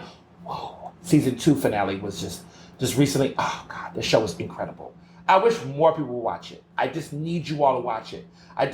Everyone keeps begging for good quality TV, and there's a show that is an incredible show, Peabody award-winning show, that is just all of the things that we say we want in TV, but then y'all run off and see other shit. Now, let me be clear. I watch Love and Hip Hop too, but I also watch by David McMahon's. I also watch by Queen Sugars. You got to have both, y'all, and y'all got to have nuance. I just get disappointed that a lot of times people beg for shows like this, and then when these shows come out, we're supporting it. I guess it got renewed, got a second season and everything. But I just feel like this should be bigger. This show should be getting Emmy nominations. This show's a lot better than some of the crap that gets a lot of Emmy award consideration. Just saying. So anyway, in Moonlight, they explore homoeroticism a lot in that. And there's themes of that in the early beginning of Chiron, the lead character's childhood and upbringing. I don't want to talk too much about it. If you haven't seen it, watch it. It's like on Netflix. It's all out there. You should have been. Its 5th year anniversary is coming up this year. This is the 5th year anniversary of Moonlight, and boy has it changed the landscape for Black queer storytelling. Anyway, in Taraka's piece about homoeroticism, there's always been this dance, and I have seen it. In my personal experiences, like, being a journalist on the beat, I've covered entertainment, I've been on red carpets, and how there is this infatuation where these men play with homosexuality in this way. And I have to say it that way because it is very much rooted in sexuality and not about identity. So people say, well, these people playing with queer things. It's not queerness. Because for them, this is very much so rooted in sexual orientation and play. Queerness is bigger than just homosexuality. And I know this may sound weird because queerness is about a politic, a body politic, a socio-political politic, an idea. These men are not interested in the socio-politicalness of homosexuality, same gender experience, all these things. They're not invested in that. They're invested in sexuality, because that's what really keeps them up at night, no pun intended. They're not invested in queerness as an aesthetic, as an expression, as any of those things. Some people argue some of these people do dibble and dabble. Like Tyler, the Creator, dibbles and dabbles in queerness. So has Jaden Smith. But the Baby, Boosie, a lot of these rappers that are super homophobic, they are very much dibbling and dabbling in homosexuality as a voyeuristic experience. There's that infamous verse by Biggie in one of his songs. I won't say what that verse is, but it's quite interesting. DMX has made certain references in some of his songs. there is, a friend of mine said they listened to Nas's song this is not the name of the song, but we know the song. It's like, the ooh, chi wally wally, ooh, chi bang bang. They said when they was hearing that, they said that was very homoerotic.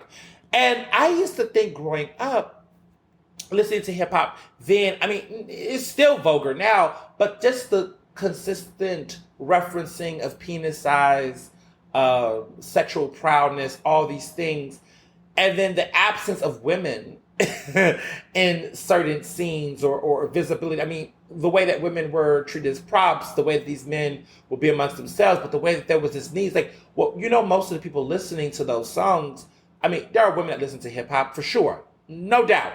But some of these gritty hip hop songs, it's like there's a talking to through the mirror. And then the integration of prison culture, which we do know has, this there is that homoeroticism within prison culture that also, Lil Nas X is just such, and all these elements, he's been disrupting all of these tropes in hip hop and in society, especially within Black male sphere. These men are infatuated with that.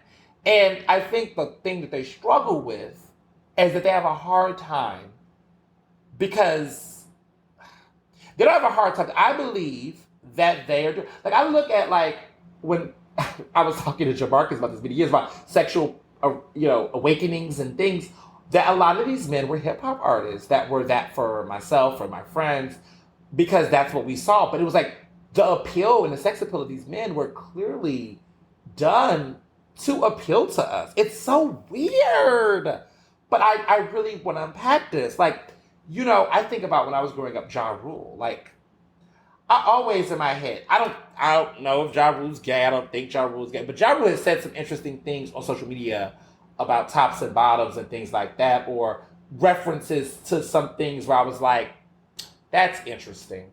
But I think about some of the stuff and references that they use, or like when Ice Cube did, I think, no lube or no something, no whatever he was saying one time. There's been such a long time since I hear some of these references, but these rappers play into a lot of these types of tropes, or the suck my dick references, and all of these types of very extreme hypersexual references. And it's clear, and they're referencing to men. They're telling men this in their songs. They're not talking to women in this way. It's like, how much of that can you do? To some extent, how insulting is it, or how tempting, or how do you play into those things? It's so interesting. And again, as a queer person, I know I can see the things that a lot of sometimes cishet people are just not observing, that are not engaged. But there's a lot of these things, these guys play games and say things, and I just, Tank has definitely, the R&B artist Tank does play up it, and there's terms like, gay baiting, they call it, queer baiting and things like that, where there's men who arguably might be cishet, right? But they do lean into this very hypersexual. One can argue, like, Usher has done that. Usher can say ladies all day, okay? But Usher definitely knows his appeal crosses gender lines and plays into it. Enrique Iglesias does. And Enrique Iglesias, when he was, if y'all remember Enrique Iglesias, I hope y'all do, he was talented. But he, knew it. And I remember one time he put a guy up on stage, and I think sung to him, but he was very comfortable with his masculinity, and he was very aware of the fluidity of his expressions and things. But there's a lot of men in hip hop that will do these things, right? Play into these games and be the eye candy, but then also be extremely violent, right? And at the same time. And it's a very interesting dichotomy. But really, it just goes to show you that a lot of these men are grappling. Because again, I will tell you, it's like white people, right? They can love Black culture, but hate Black people.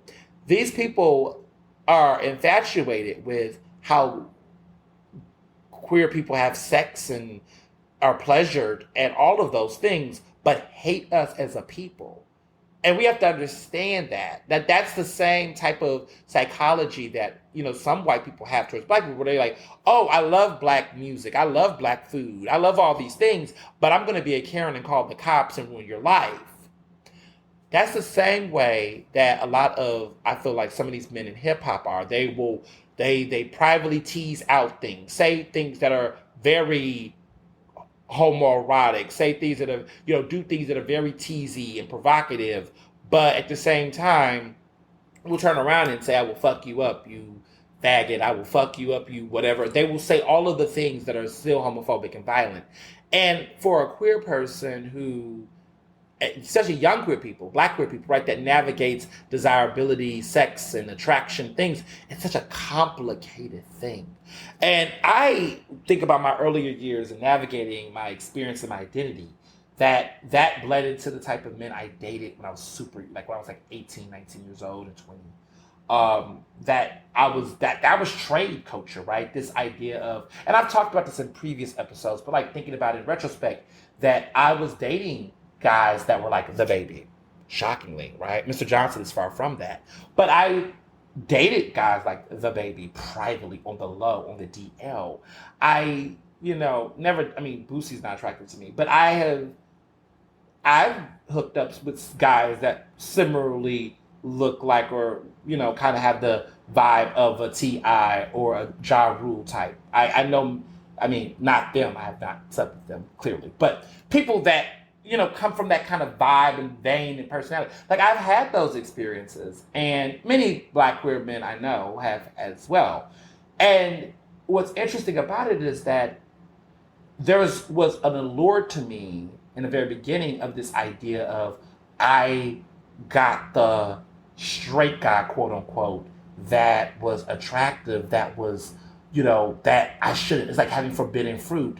And what that did for my value, because a lot of times we're seeking validation the wrong ways. And I think in many ways I was probably like a queer pick-me in the sense of like, I wanted this validation, this desirability from men who society said I couldn't have, or I shouldn't have, or said they didn't want me, but all the time they did. That desirability, that value, right? That was like, those were the type of vibes I had. Because, we didn't have Moonlight or conversations about, queer expression and safety and healthy relationships back then. So I was in toxic relationships with men I should have been dealing with or talking to. But, hindsight's 2020, I was young. And I think that's good. I mean, I made it out alive. Some people don't. Some people are broken. Some people were killed. Some people were in violent situations. Some people are traumatized romantically. They don't see a light at the end of the tunnel. Some people are completely asexual because they are dealing with some of the hurt that they experienced in those encounters with men like that. Fortunately, that wasn't my reality. Fortunately, I had a sense of support and, all of that to be able to appreciate who I am and be confident and comfortable with who I am, and to be in a healthy, loving relationship with someone who is also comfortable and happy with who they are. One of the things that I think sometimes I want to be more involved in, I'm also being a mentor to a lot of queer young adults, is that I want to be a mentor to them and be supportive and hope that they don't have to deal with the type of violent, problematic, toxic expressions or relationships that queer black men like myself and others dealt with when we were growing up. And hip hop played a role in that for sure. It defined to us what desirability was, what we thought was desirable, what we thought was whatever. And seeing people like Lil Nas X out there, now this group of youth can aspire to be attracted to people like him, that is for them, that affirms them, and that they can meet men that are, whatever they think that idea of masculinity is, or whatever that expression is, they can see men like him, and there's men like that do exist. And that it doesn't have to be a secret or hidden or violent or all of those things, that it can be all of the things that are fun and cool about hip hop or whatever without all of the enduring and the suffering that happens. That's deep. That's a lot. Right? But that's what this podcast is for. So I have thoughts. And so I say all this to say is that I am so over the Breakfast Club. I don't support the Breakfast Club. I think what I try to tell people is that Charlamagne the God is not smart. He's not that intellectual. He's not intellectual at all. He's really just a person that chooses to be a contrarian, that entertains a lot of white people that want someone that aligns with them. He aligns more with white people than he do with issues that are supposed to support the black community. I mean, this is a guy who thinks having Tommy Lauren on his show and giving her a platform to discuss even further ignorance is going to do something. He's the guy who really believes that entertaining white supremacy is a way to strengthen our being and understanding. He's the guy who doesn't ever fucking get it. And he's also been accused of rape. I mean, he's a guy who admitted to giving a woman Spanish fly in an interview back in 2015. He's got some lots of fucking issues, okay? Leonard clearly is anti-black, homophobic, and disrespectful to black women. He's into misogynoir heavily, and it has been shown in a lot of the shows and episodes he's done. Fuck him. Angela, let me get to DJ Envy before I get to Angela Yee, because Angela Yee is an interesting case too. So with DJ Envy is a fucking enabler. Like this man, like he's the loser who, you know, everybody knows that guy in the group who's never really gonna say anything, but he likes to egg shit on. Like, and he gets a kick out of it, thinks it's funny. And then there's those times where he tries to act like he's deep. Like we all know that guy on the back of the school bus that was like will do the whole put his hands up like, I didn't do that, I didn't say that, but was the whole time egging on. He's the fucking enabler of the show. Like DJ Envy is always the one with this, for the follow-up question after Charlamagne. He's always the one that will add a little, throw out another caveat or something to keep the conversation spicy. He's messy, he's an instigator. Fuck him. Last but not least, Angela Yee. Because I know people who know Angela Yee. And people say positive things about her. She's been in the game for a minute. She seems to be the more, you know, she reads books. She seems to take her job seriously compared to the rest of those two bozo clowns. The issue with Angela Yee is that Angela Yee probably might be the most, and it's not because she's a woman. Let me be very clear before people go left. But she might probably be the most disappointing person on the show. And let me say disappointing.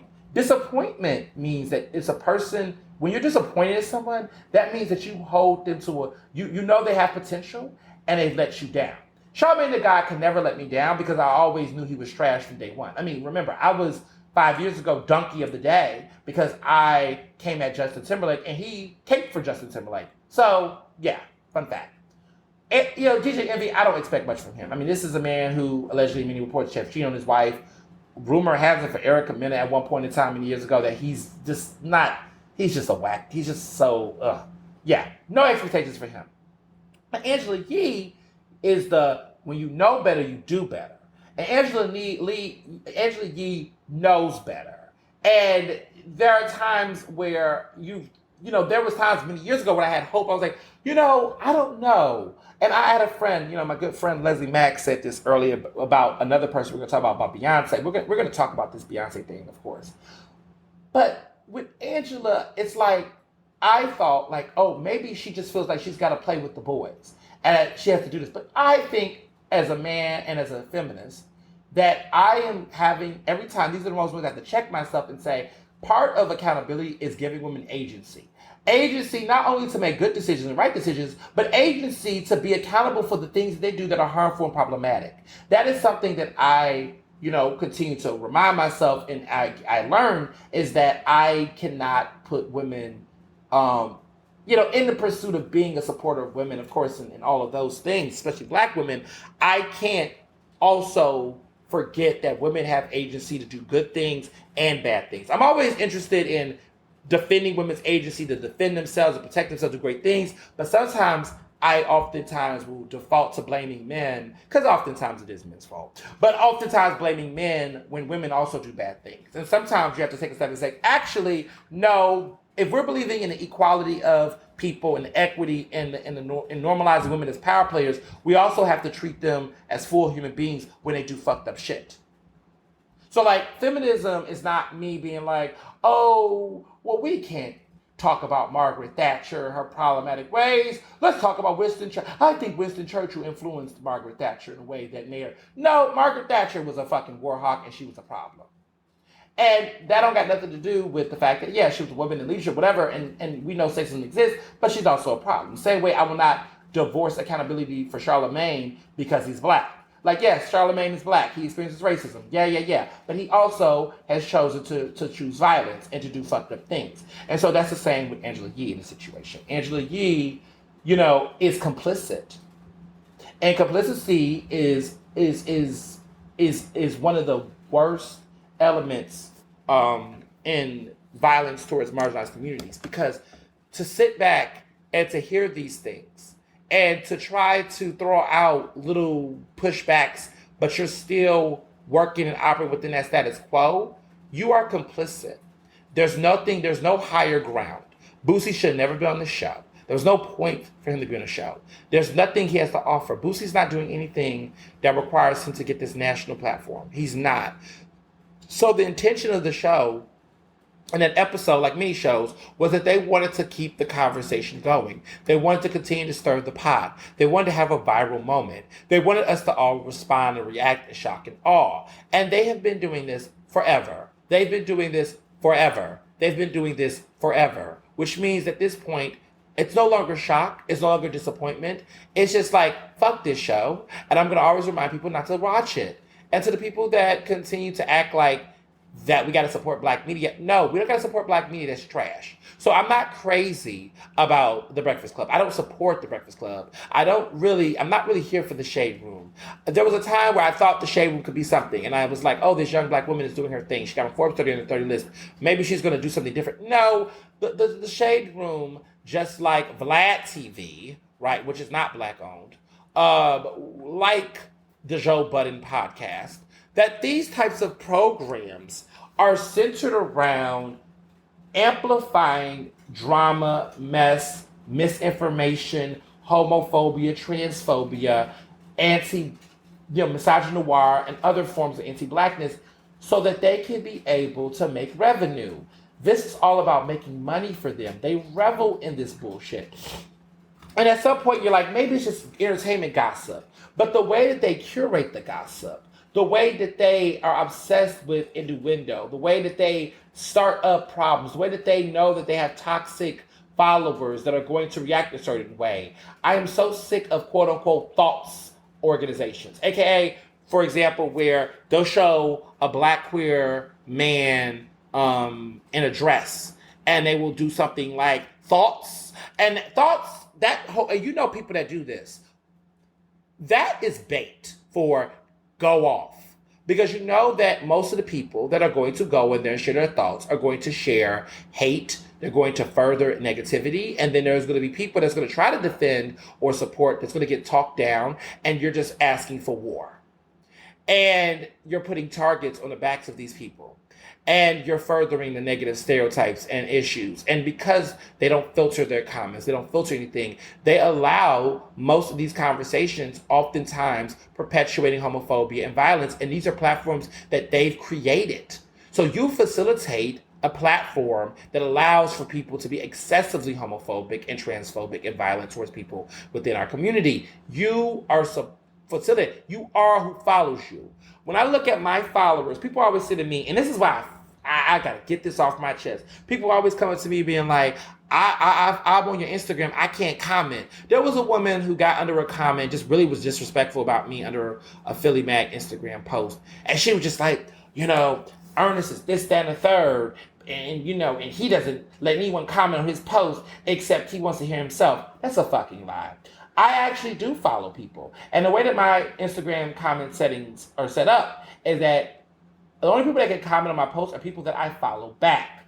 I am very clear on that. I want to facilitate healthy conversations. I'm not against people not agreeing about something, but it's about how you disagree. And I sometimes think that because people think that I'm a public figure or I'm someone public, that they own me and they own my space, and they think they can talk to me any fucking way. Let's be clear, I'm not a politician. You did not elect me. I'm an individual, okay? Yes, I produce media content, and we can talk about that. But what you're not going to do is disrespect me, and on my own personal page, the one that I created, developed, maintained. You're not going to, disrespect me. We can have healthy conversations about things, but you don't get to spread misinformation. You don't get to spread lies. You don't get to attack other people in my threads. And so, yeah, I will unfollow you. Yeah, I will block you. Yeah, I will do all of those things because that's how I maintain my peace. And I understand that my platforms are a reflection of myself. So if I got bigots and trolls and homophobes and anti-vaxxers spreading misinformation on my page that could impact other people, yeah, I'm gonna filter that shit. And if you think that makes me somehow this or that, no, I'm not for you, Dan. And that's the importance, is that we all have agency to curate the type of spaces we want within our personal vicinity.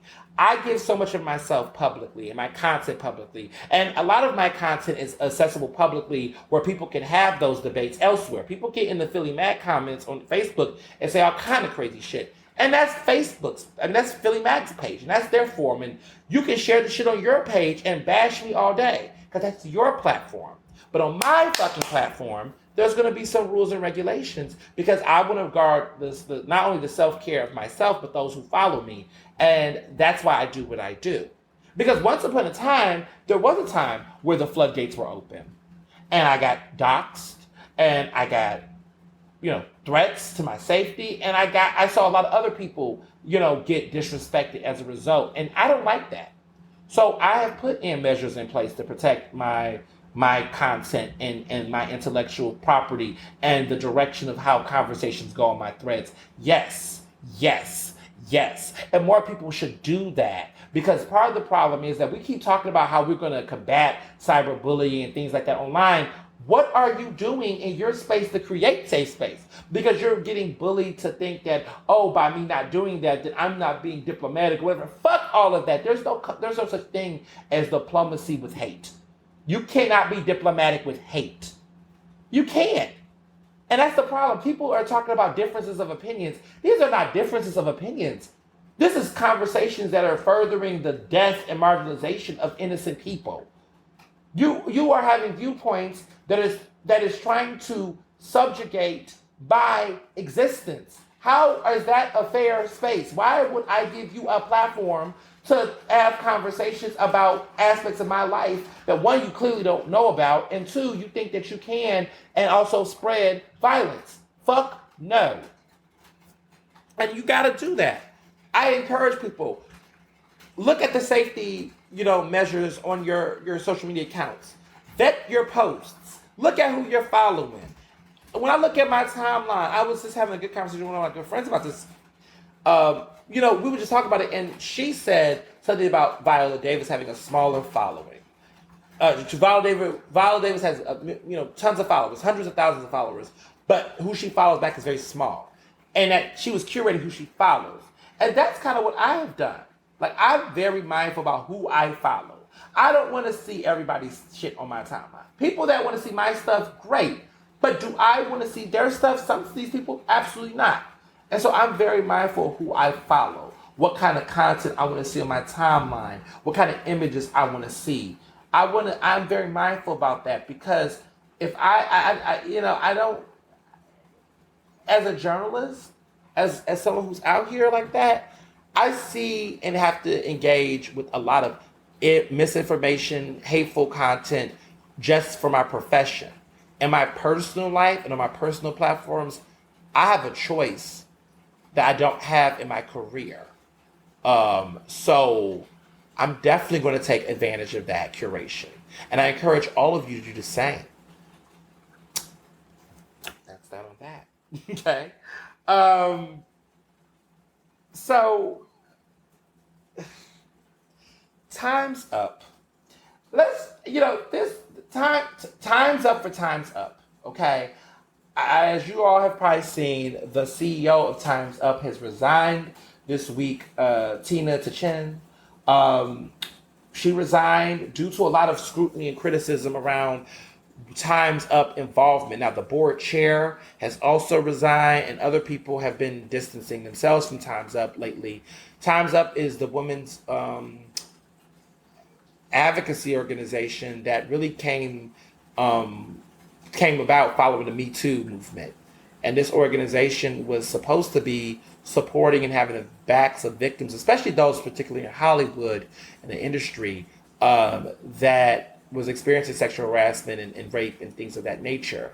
Time's Up has become, in many ways, people have looked at it like this group has been accused and there's been some stuff that they have been actively protecting certain men who have been accused of rape and sexual harassment, and most notably, now resigned New York Governor Andrew Cuomo. And some of the stuff that came out was that, they didn't want to support one of the survivors up front that, came out a while ago. But they, the CEO was like putting a halt to it. And what it looks like from the outside looking in is that the staff and those who's working with Time's Up, a lot of them did not know that behind the scenes, these individuals, these women in power, and this is why I talk about women in agency and holding women who are problematic accountable, that they didn't know that Tina and the board chair and these people were behind the scenes consulting some of these men and playing these things. So then when they were advising the staff about the layoff of this or not do this, they didn't know that there was another dog in the race, that these people also had another dog in the race, and they was playing both sides. I mean, that's pretty much what happened here, in a nutshell. I mean, I there's so much shit, and I encourage you to Google and read up a lot of these articles.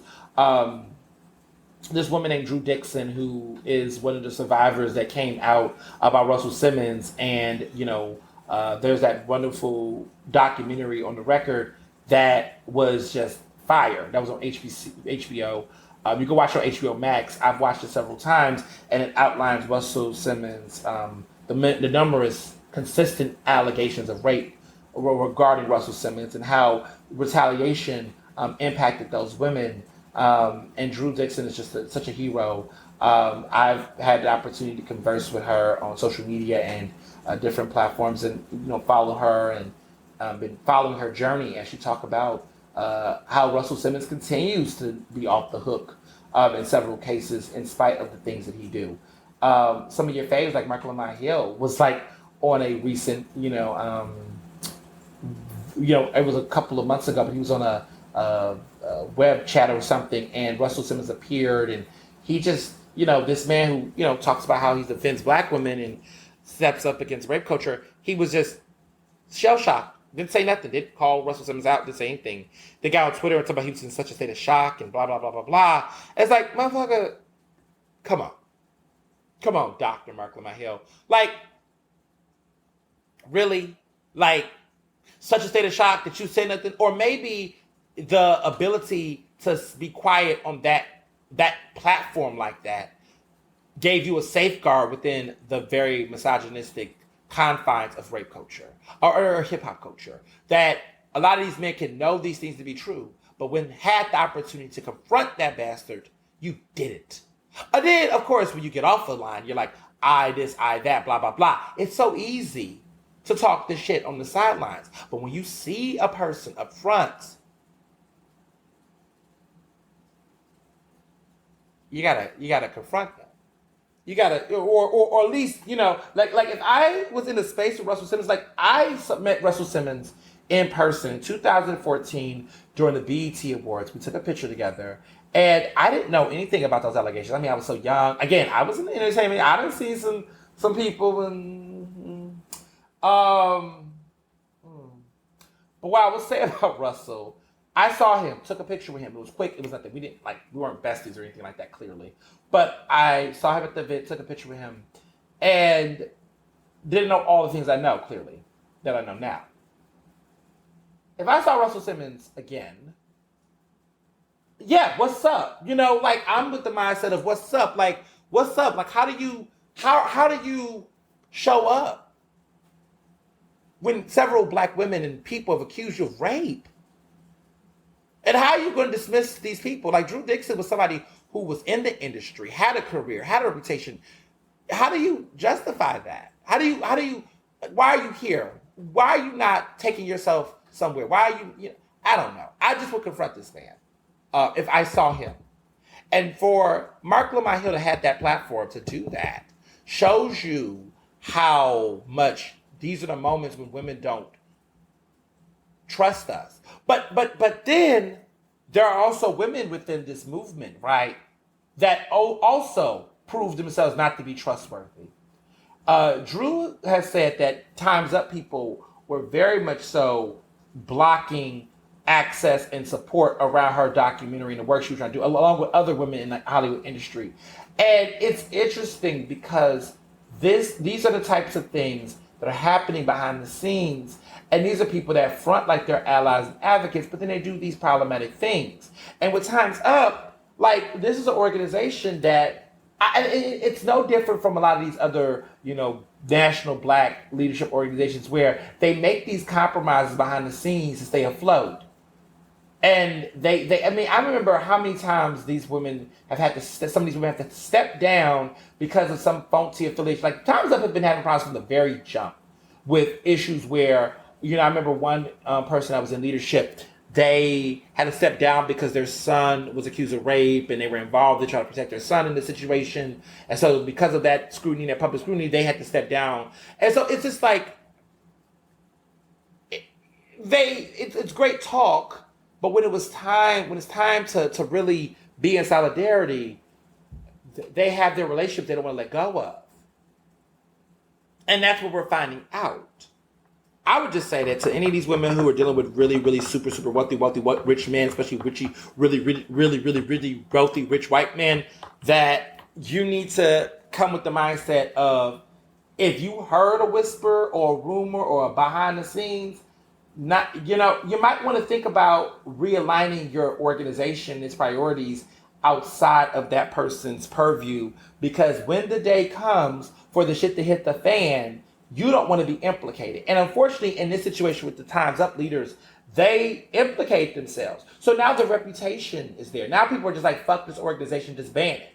And I'm going to listen to these black women. I'm going to listen to Leslie Nag. I'm going to listen to Drew Dixon. I'm going to listen to these black women who've been consistent in the work. I'm going to listen to them when they feel like, look, this organization don't represent us. They're not protecting us. They're not in solidarity with us. This is all kind of other shit. This is a social club. This is a lily white group. This is a Step for Wife club that's just of women who are powerful and rich trying to, control the narrative for their own personal benefit. That's what I'm hearing in the streets. And I thought Time's Up had it going on, but clearly they don't. So I think it's Time's Up for Time's Up, in my opinion.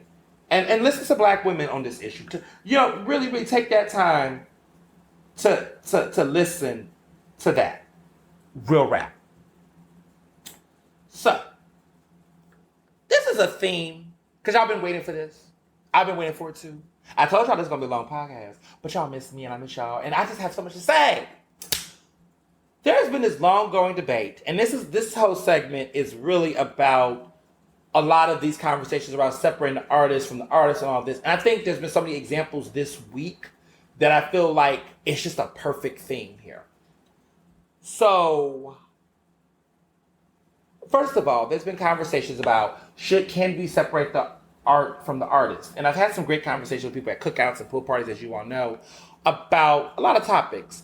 And for me, the answer is no. You really cannot separate the art from the artist. You cannot. Part of the reason why people make art is that it's an expression of themselves. They put personal elements of their life and their experiences and their viewpoints into the work, and that's why the work can resonate with people to a certain degree. You cannot separate my work from me. My beliefs on politics, society, gender, sex, all of these things shape the way that I write my stories, the way that I show up on air, the way that I do my podcast. You cannot separate the work from the person. You cannot separate the art from the artist. It is a reflection of them, an extension of them to some degree. Okay? Especially if they're a songwriter. The perfect example that continues to be a great example of this is R. Kelly. There's so much. The R. Kelly trial has been wild. I'm like, why is it not getting as press? But I know that we have issues in Afghanistan right now.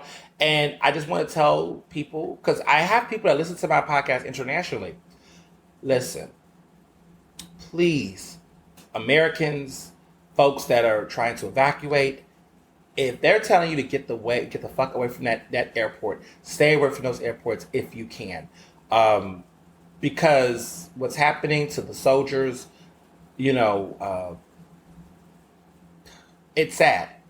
I was reading a story about a soldier who was a baby during 9/11, and now they recently died when when there was that attack at the airport. They're now one of the last casualties of one of the longest war in America, in American history. And they are now, before it was like, as they're beginning to evacuate and they're getting people out, these people are beginning to, some people are like dying in the last days. And it's sad. And when I read this story, it was in the New York Times. That really was, it's a lot. I'm just leading the news and observing. My stance is, and this is my personal opinion, it's been 20 years.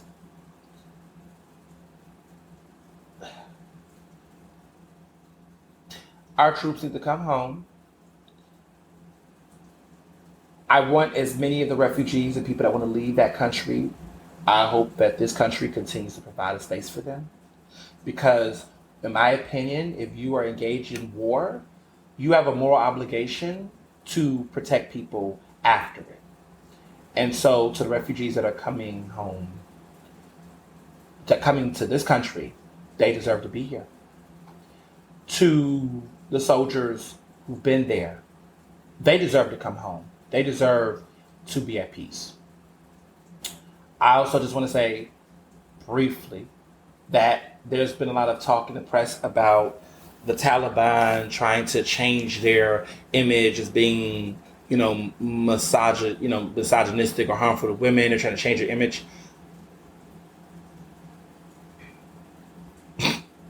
Don't buy into any of it. Those people clearly, ISIS are making attacks. It's a lot going on. All I would say is don't buy into it. Just don't. Don't buy into the hype. We have seen, history has shown us time and time again that regimes and cultures like that, across the, even America, right?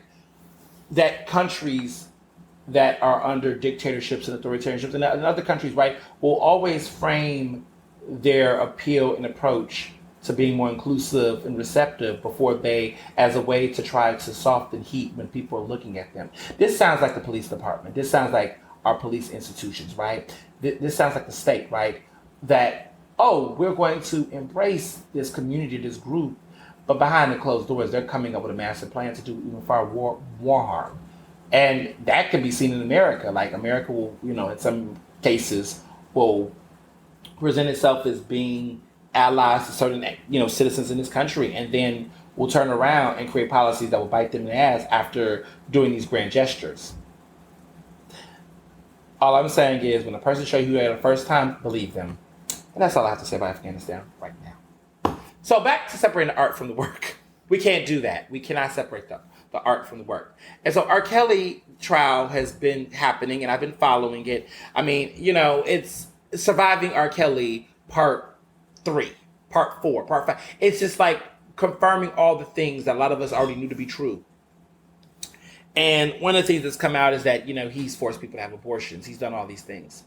But one of the things that really resonates that, we have also land on the 20th anniversary of Aaliyah's passing.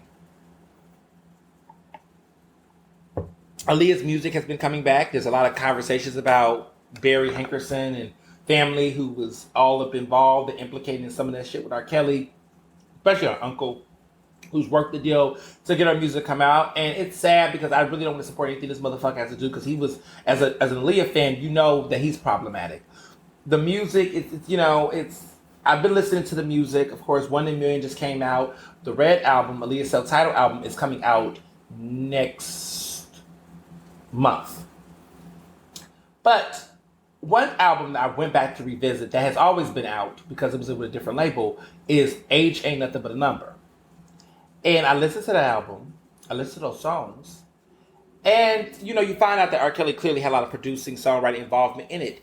And knowing the things we know about Leah now and the revelations of what R. Kelly, there is no way you can separate the fact that R. Kelly, like, first of all, when I first listened to AJ Nothing But a Number, and I didn't really know much about Leah and R. Kelly, because I was very young. I always thought it was just a cute album about a girl having some naive growing pains. And so I used to listen to those songs with the emotional feeling of like, oh, she's talking about a boy, and I'm thinking about a boy. And that me and Aaliyah are having this like Romeo and Juliet, rebellious young love feeling. Like I thought that was what the album was. No, that album was about her being statutorily raped by a grown ass man that basically wrote songs and produced songs to basically get further arousal off of the fact that he is privately raping an underage girl. Like essentially, she is a victim. She's basically, of course, being she is being targeted by a predator. And the entire exchange in his music is rooted in basically a absolute forbidden, I wouldn't even call it love, because it's not love. It was an entrapment. It was a, what's that thing that I guess Jada Pinkett Smith was in. But a lot of people have been in those type of situations, but not like with predators. It's just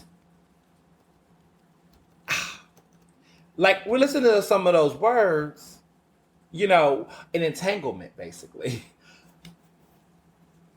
Those are not entanglements of public.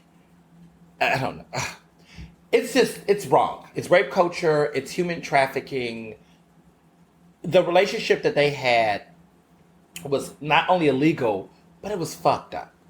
And she's young, impressionable. Her music is expressing these feelings with this man. People around that were supposed to protect her basically exploited her. I mean, Aaliyah's legacy, her life, has consistently been exploited by people.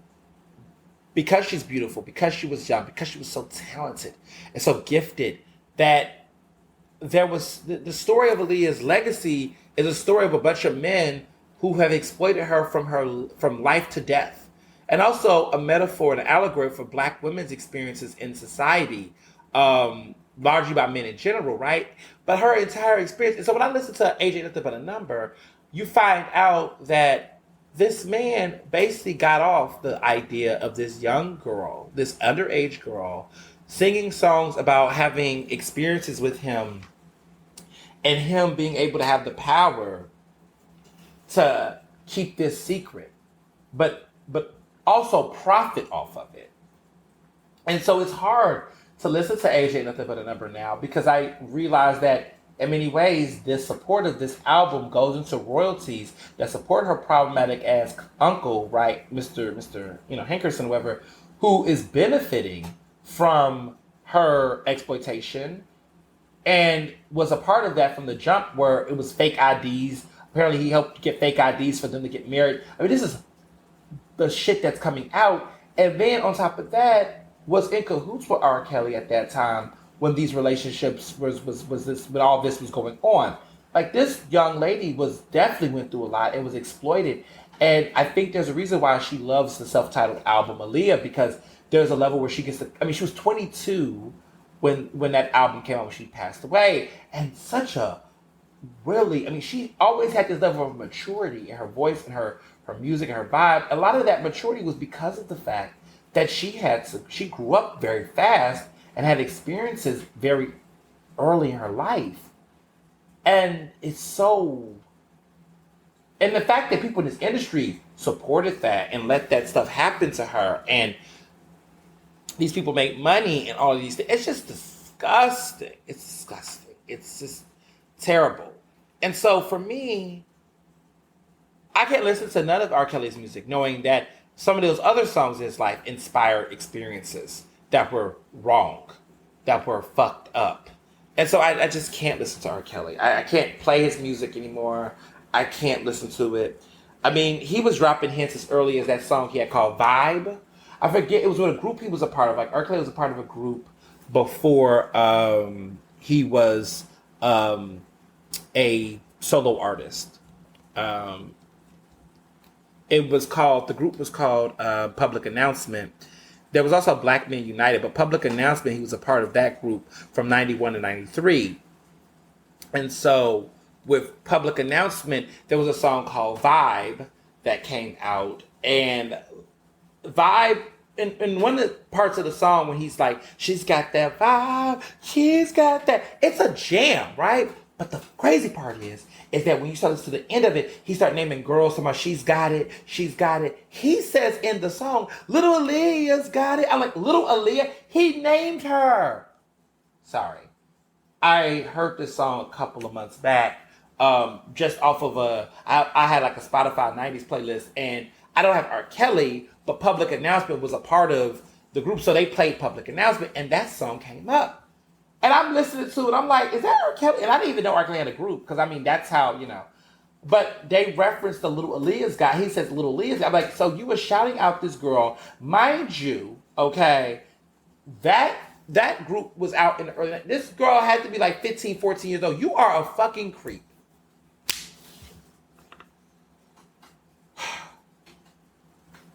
It's too much, y'all. It's too much. The hints were there. The hints were there. Even back then, they were covering the fact that the relationship seemed weird. And people let him get away with it. People let him get away with doing this. And it's one of those things where that's why nothing surprises me. So, getting into furthermore about separating the art from the artist, you got people out here like Kanye West, right? Who recently, he's promoting his album Donda, which is named after his mother, who passed away. Dr. Donda West was a way better human than her son Kanye. And it's just, I'm done with babying him. I never really was interested in babying him. But I remember, maybe 10 years ago, I was from the mindset of, this man is dealing with trauma, unresolved trauma with his mother's death.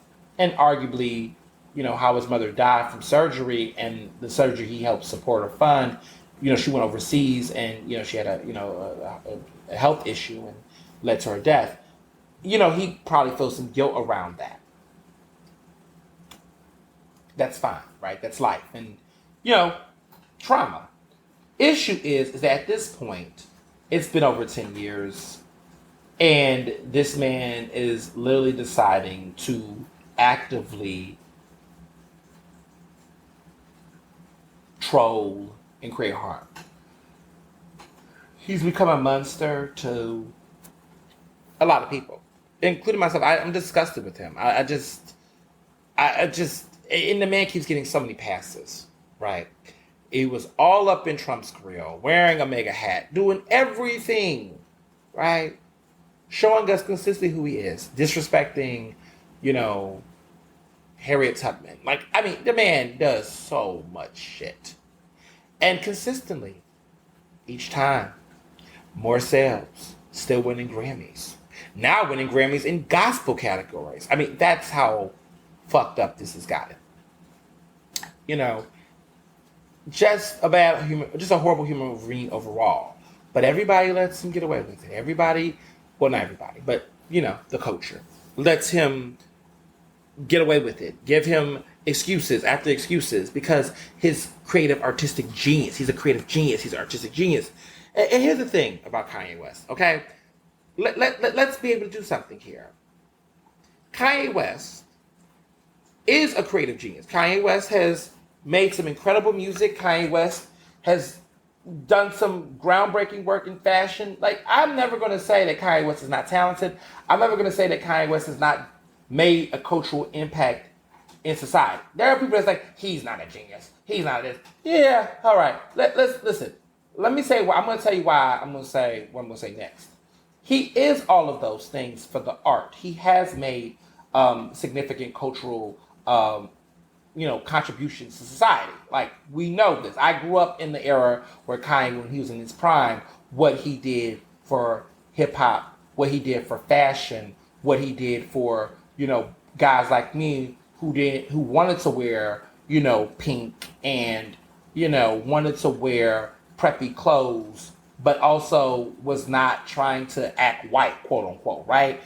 Like, he did that for so many of us, different people. I always remember the word metrosexual, and I thought of Kanye West, and I thought of Usher, and that was how I used to look at my style when I was super young. Like, there was this, this was for my generation, this opportunity. Even though I'm not saying he invented that, but he brought it back into my generation of millennials who was able to embrace hip hop culture without losing sense of self. Like, he expanded for me and for people that I went to school with and growing up with. He expanded the possibilities of what hip hop could look like and be for our generation. I'm not saying that there were not others before him. Clearly, there's nothing new under the sun. But for my generation and for the people that I knew, right, millennials I went to school with, we were at a time where hip hop was gangster rap. It was very much heavy bravado. It was a lot of those things, and Kanye has elements of that shit in his music too. But when Kanye hit the scene, and he was giving us pop collars and Lacoste tees and polos, the whole swagger, I was like, okay, next to Pharrell, I can relate to this dude. And I was also from Chicago, and I was from the South Side.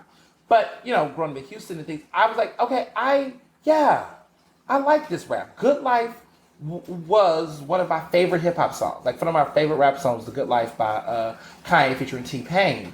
I love that. I mean, his music was just, like, his experimentation with beats. Like this was my, that was my, my inner nerd and my inner, that was my type of hip hop that I like.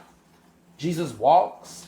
Like, this was dope. And then you had Common. Like, there was this Chicago movement, and you had, that was the time. What a time to be alive. These guys are now, like, kind of like trash to me now, some of them. Common's like so commercial now. He's not trash. Commercial. But I just feel like now, to see Kanye evolve into what he's evolved into, this is a man who just let his ego get the best of him, hung out with the wrong people, did not address his trauma in the right ways, shook a hand with the devil,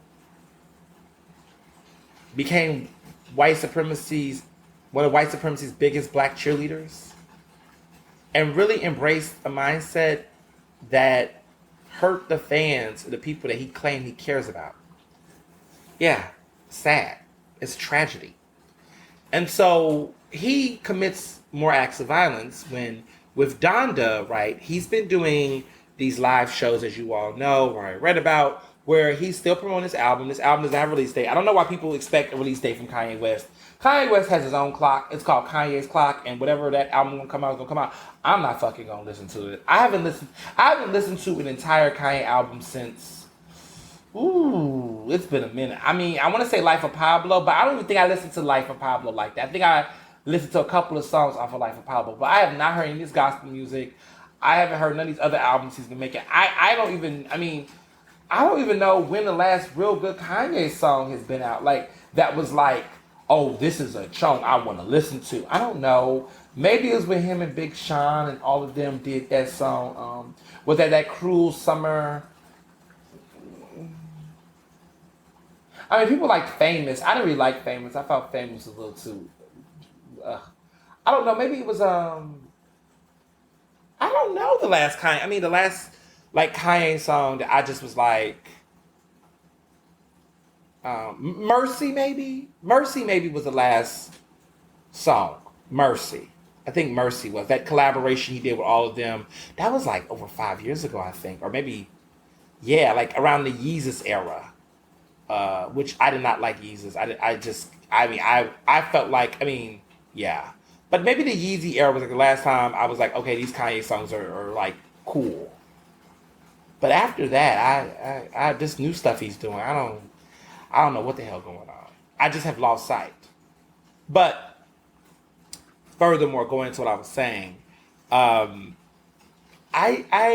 you know, he's promoting his album, and the last like live performance thing he's done was he had a song called Jail, and he brings on stage Marilyn Manson and the baby alongside of him. And I'm sitting here looking like, done. Already was done, but done. Like, y'all, like, what? Okay, so y'all know baby, homophobic as fuck, right? Unapologetically. And then you have Marilyn Manson, who's been accused of sexual harassment and rape. You know, actresses like Van Rachel Wood has come out and spoke up about the experiences she's had with him. Other people have come out and spoke out against him. And you got this man is being exposed right now for all of this horrible behavior he's had. And you're gonna bring him out on stage? You're gonna bring him out on stage with the baby? So you're making a choice. You're choosing violence.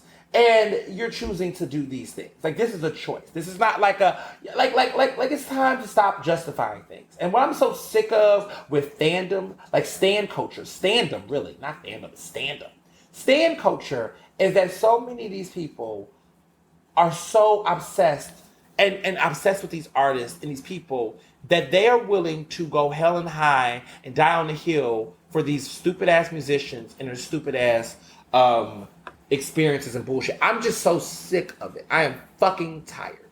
Like, I'm really tired of always turning around and seeing people make excuses and justify behavior from these toxic ass people. We have to come to a point as a society where we have to just throw our hands up and say enough is a fucking enough.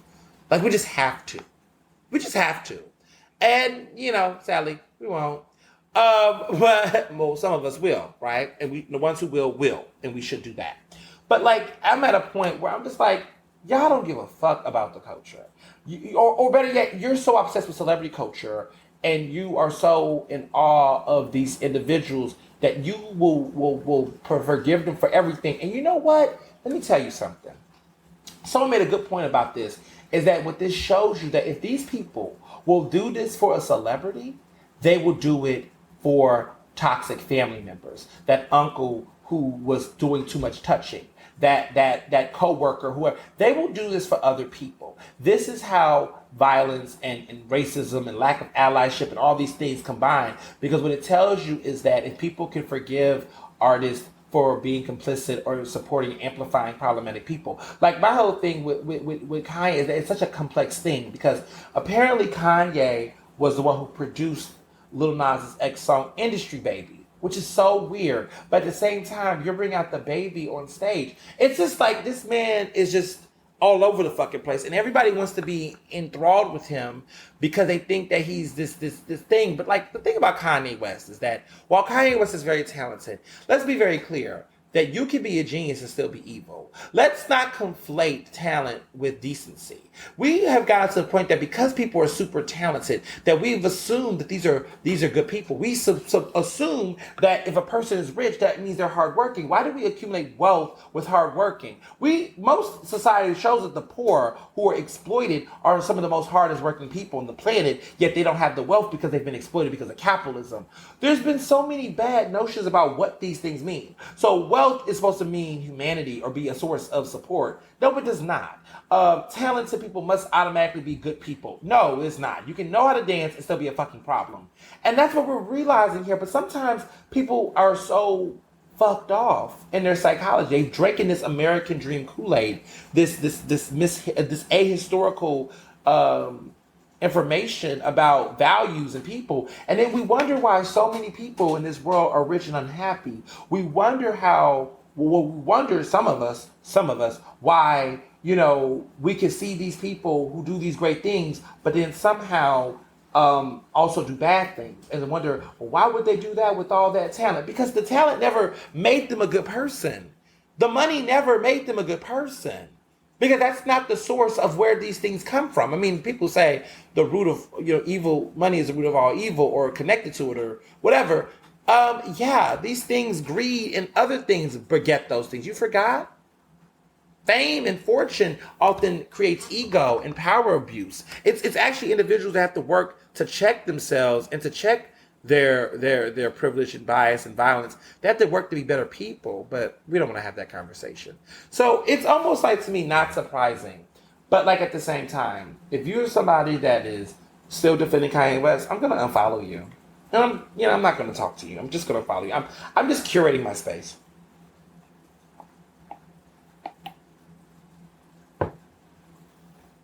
Speaking of which, because I just have to talk about this, Beyonce and Jay-Z.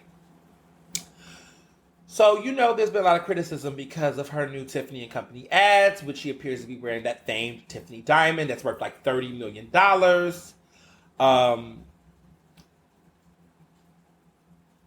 Just to be clear, this is a 128.5 carat yellow gem. Okay, this gem was unearthed in 1877. Okay, in the Kimberley mines of South Africa. A lot of fans. Okay, because let's be clear, when we say that a yellow gem is unearthed, what we're not addressing and what we're not being clear about is that shit was stolen. That shit was stolen from black people. That shit is a blood diamond, okay? A lot of fans and scholars have not been happy because we know the colonial origins of that stone, and we're disappointed that Beyonce is participating in it. And I'm going to unpack a lot about why Beyonce, right? We're going to get to that. People have said it, like, this is not a necklace. This is a blood diamond that was mined off of the blood of South Africans, okay? People's hands and feet were mutilated. They were killed. This was theft. And it's just fucked up. That's surface level. So, I don't know where I want to start with this. But everybody from Beyonce's mom, Tina, right, has tried to defend this decision. A couple other people have tried to step in. I initially came at it with Jay-Z's the worst thing ever happened to Beyonce's brand, which, of course, I was challenging that thinking, which I support that, was that we talked about earlier. It was like, I need to let grown folks, including women, have agency in their ability to make bad decisions. And so while at first, I'm a Beyonce fan. I don't necessarily know if I'm a devout beehiver, but I am a Beyonce fan. I do like her music. I do recognize her cultural impact. I'm not one of these people that's like, Beyonce can't sing. Beyonce can't. I'm not that person. I mean, Beyonce can sing. Beyonce is a great songwriter. Beyonce is an artist. She's heavily influenced. Nothing wrong with that. I mean, she's influenced by, and what she's done when she curates her influences is there, right? She likes Bob Fosse. She likes other artists, and she incorporates them in her music videos. Sometimes people don't think she cites them sometimes enough, whatever, but she is an artist. And her work has significant cultural impact. Lemonade is a masterpiece. Single Ladies music video, just the impact of that, how we talk about black women in music, in the industry, the conversation around feminism, around how she helped push that conversation. She didn't create the conversation. A lot of times people say Beyonce creates stuff. It's like, Beyonce don't create stuff, but she definitely amplifies, elevates those things. And there's things that she's done in her own vein that has made her one of the most powerful, most influential artists of our generation. Hands fucking down. Period. Beyonce's a big fucking deal. Beyonce went to the same high school. I went to the same high school as Beyonce. As you all know, she's a Houstonian. I grew up in Houston. Beyonce's king in Texas, and Beyonce's king really in the industry. There's no denying that. And I think what I want to say before I get into this critique and this conversation in general is that because she is that much of a big damn deal in the industry, because she is that influential, because she is that thoughtful, and she's that provocative, because she is that innovative, that puts her in a different realm of intrigue, speculation, interrogation, and all of those things. And she is a powerful woman. She is a very powerful person. She is a billionaire. That, all of those things, it matters, right? it matters when Beyonce do it because of how powerful Beyonce is. One of the things that annoy me about Beyonce fans is that they like to put the carpet for the horse. They have to take half of the piece of paper. When you all do your due diligence as fans and stands to support her and elevate her to be the best of the best, then you also have to understand that she cannot be compared to those who don't hold a candlestick to her. So we don't give a fuck about somebody else who may have wore blood diamonds, because at the end of the day, Beyonce is supposed to be the standard because she's made herself the standard. She's made herself, in many ways, her team, her branding, herself, she has made herself more substantive than her contemporaries. So what we can't do is say, oh, well, Beyonce did this. Well, y'all didn't say that when so-and-so did this. It's like, well, is so-and-so Beyonce? Is so-and-so that? Is so-and-so on that same level? Is so-and-so trying to be more than what that is? Like, I didn't know that everybody gets compared, because if we were doing that, then a lot of people should be doing other things in their life to reevaluate themselves. But heavy lies the crown when you're in power. And also heavy lies the crown when you have put out messaging and imagery and art that suggests that you're different from everyone else. And when you have done that, and so let me be clear why this is so significantly problematic, is that Beyonce has really been a American pop artist, or, powerhouse artist, that has been very interested and invested in embracing African culture and amplifying African music, artists, and culture to the mainstream. I mean, Black is King is a beautiful project. She incorporated a lot of other African elements and aspects. So she is making a statement when doing that. For her to then, get back to the blonde hairdo, get Black into trying to emulate a white woman like Audrey Hepburn, her ad, while her husband is trying to cosplay Basquiat with a Basquiat painting with Tiffany color paint, which, let me be clear, that is original painting.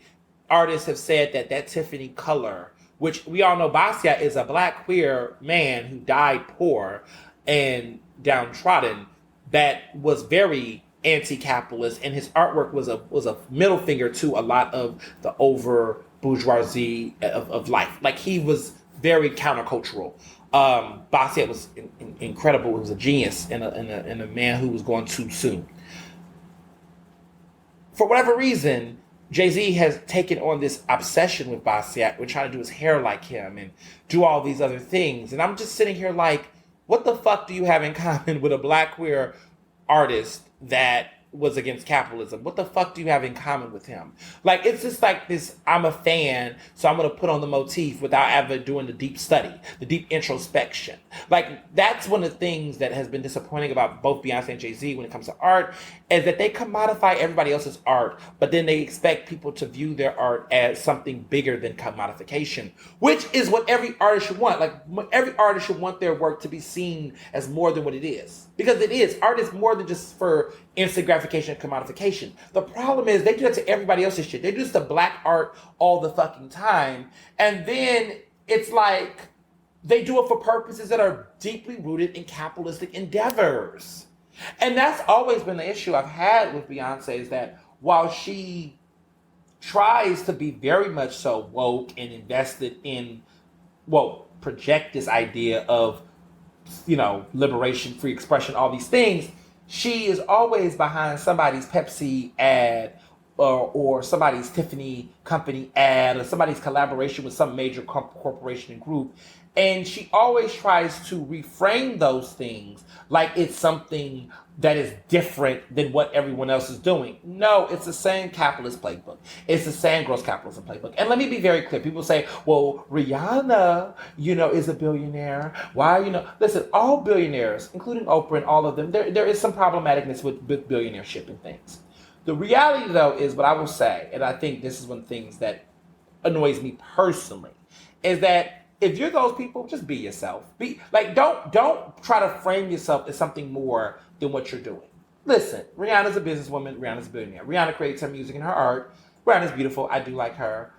Rihanna, I don't feel like tries to be. I mean, yes, being a billionaire is problematic. Yes, absolutely. Critique, clearly.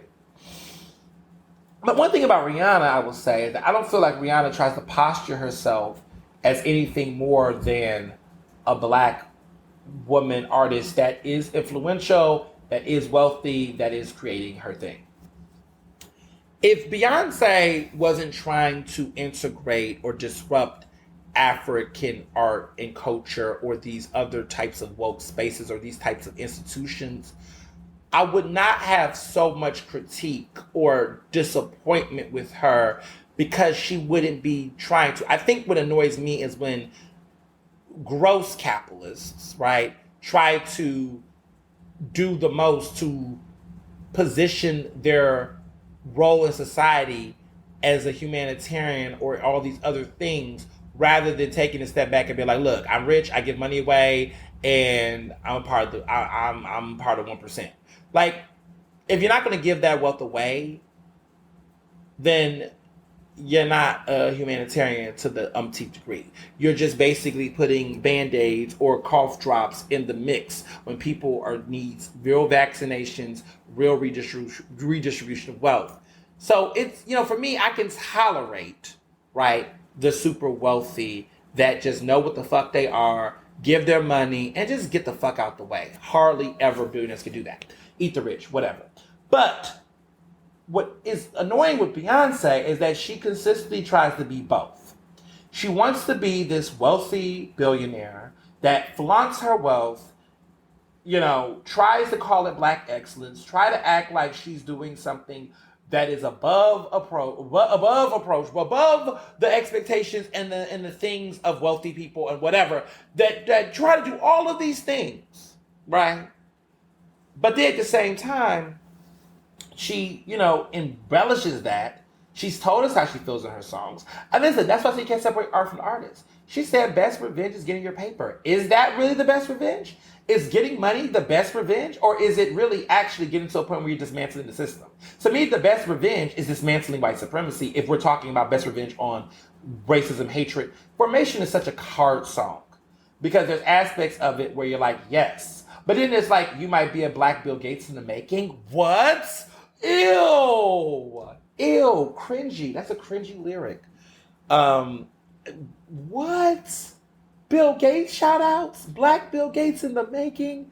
That's cute. You thought that was a nice shout out? Ew. But that's where she's at. That's what she's embracing. That's what she's, she's telling us who she is. And, it is what it is. But then there's this other element of her where she's creating foundations and she's giving back and she's talking about humanitarian causes and she's doing all this other stuff. And it's like, in one sense, you're telling us that you're real thoughtful, that you're well-read. How do you read about Africa, know the history, talk about colonialism, and then put that diamond necklace on? I just think there's a cognitive dissonance here. And I think to some degree she leans on her super fame to really cloud her from having it. Or maybe she just thinks the controversy is cute. I don't know. But it cringes me and it disappoints me. She's now 40. I remember when she was 30, 10 years ago. Oh my God. When 4 came out, now she's 40. And it just seems like she's gotten worse in regards to this identity. The past 10 years have been very deep and reflective, and some of her music, some of it has gotten deeper and reflective, but then some of it reminds us that even our favorite heroes and people we look up to, that capitalism can get the best of them and that it can taint their overall brand and everything. And Jay-Z has just always been Jay-Z, and Jay-Z has always been a problem for various reasons, and we're just not even going to try to act like anything that Jay-Z's be saying and doing. I mean, this is a man who has been homophobic and rap lyrics for years, and then finally gave a fuck about the community and got a Vanguard Award because of the fact that he shouted out his mother, who is also a part of the LGBTQ community, in his album 444, and everyone act like he was humanitarian because, oh wow, the man who finally, realized or understood that his mother was queer gets to get a pat on the back because now he's not going to be outwardly homophobic, even though he's married to what many would consider a gay icon. Oh. Just a lot, y'all. It's just the consistent contradictions and hypocrisy for me. So, in some of these critiques around Beyonce and all of these things, everyone's like, oh, well, what about when Gaga wore it? Because Beyonce is the fourth woman, to wear this necklace. It's a history moment, y'all. History. Beyonce is only the fourth person and the first black woman to wear that prestigious stone. The previous people who wore it was, of course, the original woman who wore the necklace. But Lady Gaga wore it in 2019, trying to dress like Audrey Hepburn at the Oscars. And that's when she won the Oscar for Best Original Song for A Star is Born. And then, of course, Tiffany Hepburn, who wore it for a publicity shoot for the movie, who is now 60 years old, Breakfast at Tiffany's, which came out in 1961. That was 60 years ago. Wow. So this necklace has history. It's worth $30 million. And also, I must add that as part of her partnership with Tiffany Company's partnership with the charity, right? Because charity.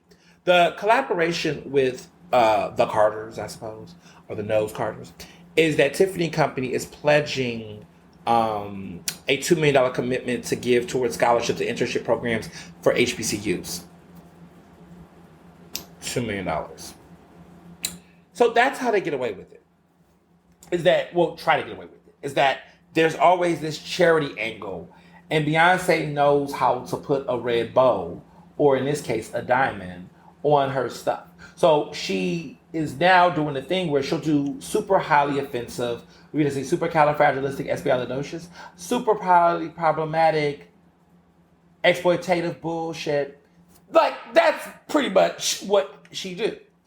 And yeah, that's like a little hit. Super problematic, exploitative bullshit. If you say it louder, than that's pretty much what it's given.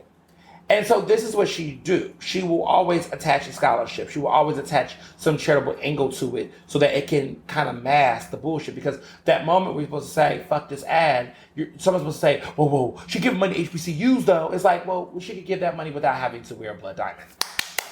Billionaire. Like, you could do that without doing that.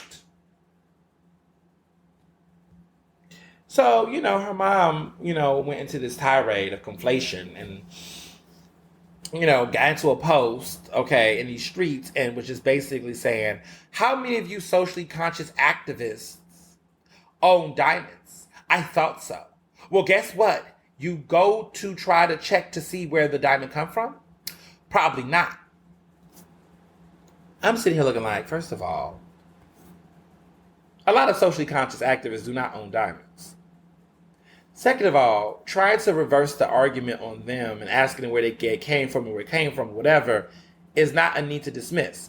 She said, so when you guys get engaged, you don't have a diamond. You're going to put on a sterling silver band. And you better check out where it came from and the origin of where it came from and why you add it. Check out the cause for the leather that you wore. Whoa, this is weird spelling. I'm trying to read. It's a lot of weird. That you wore because they made it from another country to ban and not buy diamonds, right? Because you're righteous. Like, just trolling. And my thing to Miss Tina, because I've liked Miss Tina and things, but sometimes I think Tina's always going to come out to bat for her daughter. And to me, it's like, to a certain extent, look, you're a $1 billion family, right? Because, Solange ain't out here wearing blood diamonds. Just saying. There is another lesser problematic sister in the mix, but no one gives Solange her roses. But to me, Beyonce knew. Beyonce didn't care. Beyonce knew. Didn't fucking Jay-Z help with Blood Diamonds with Kanye West? Didn't he know that song? Wasn't there Blood Diamonds from Sierra Leone? Diamonds are forever. Wasn't there a whole conversation about this many years ago? Wasn't there a movie called Blood? You knew. You didn't care. Or you thought that by trying to provide this quote unquote charity that you can. This is coming from a man like Jay-Z, where Jay-Z said, my presence is charity. People really think, he's really got to, stick up his ass. I just think there's a lot of other issues going on. And I think these are the problems. These are the issues. This is why people in the industry have such a hard time making themselves relatable or being able to find that solid connection. It's just what it is. And I'm not arguing. I'm just saying the facts. You don't gotta like me. You can, when I critique this, people kept talking about you talked about Rihanna being a businesswoman with Feta, with Fenty. And I was like, yes. I mean, my mind's like, yeah, I did. But I also acknowledge the problems in that. And I'm also believe in nuance. And if you just think that everybody was just sit up here and just act like, well, would someone else do it? It's another thing or whatever. Or when people kept comparing Beyonce to Gaga, I'm like, so is white women the standard? So because Gaga did it, Beyonce could do it? I just think they're just the conflation of expectations for black people to be humane being compared to when white people just continue to regurgitate the same trash is interesting. Interesting. So, wrapping this up. This was such a long episode, but so good. OnlyFans is back after all of the crazy shit that took place. OnlyFans is back. And we talked about OnlyFans the last episode, but I guess the money came and now they're realizing what they did. I read a really good article in the Daily Beast that talked about some of the interesting. Basically, it was a woman who was a sex worker who was saying that the OnlyFans porn mess is a wake-up call for sex workers. And basically was making the case, and I thought this was a really strong argument that, and this is what I think about as a black artist, not as a sex worker, I don't do sex work, but, and there's no shame to people who do it in a healthy, safe, responsible way.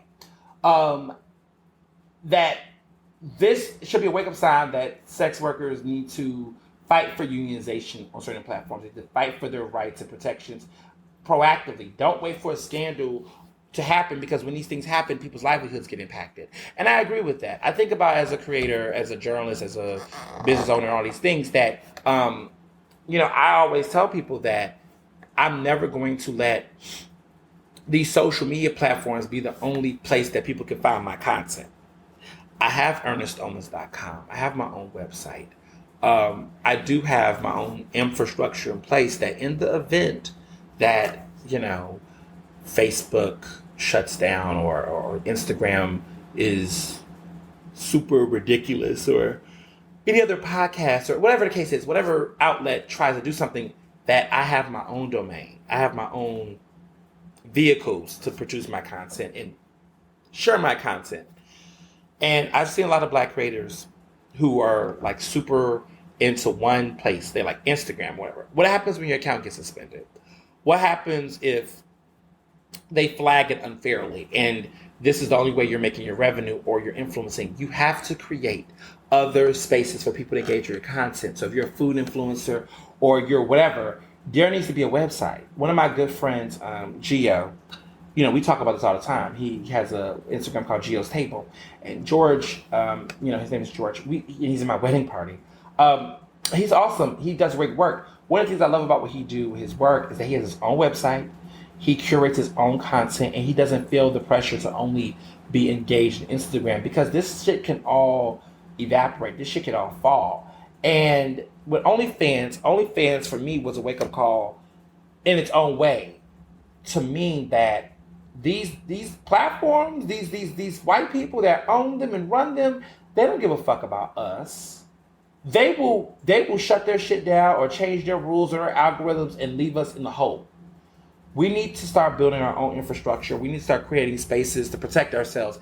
And I'm just talking about individuals, right? Have your own website. Have your own, places where you can produce your content and put your stuff. I mean, use these platforms, but if something happens, if everything shuts down, will your fans, your followers, the people that rock with you, will they still have a way to find you?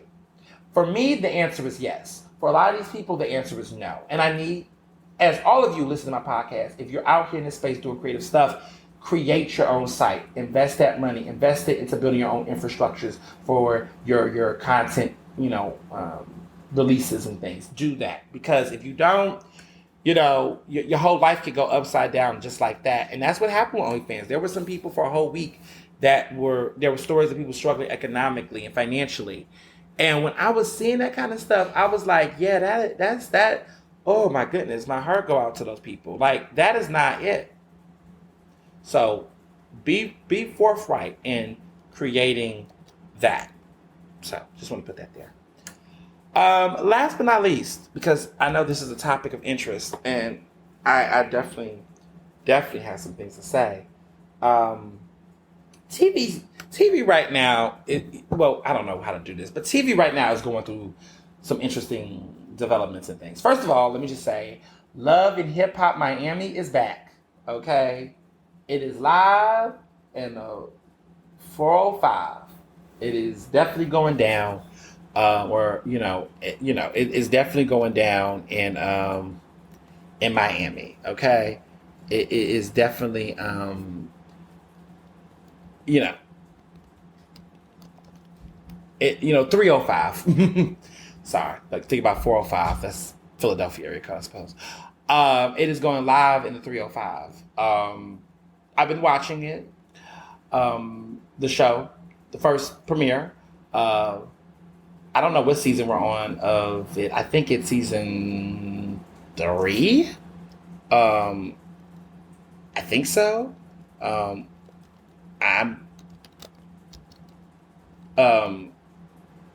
I'm trying to.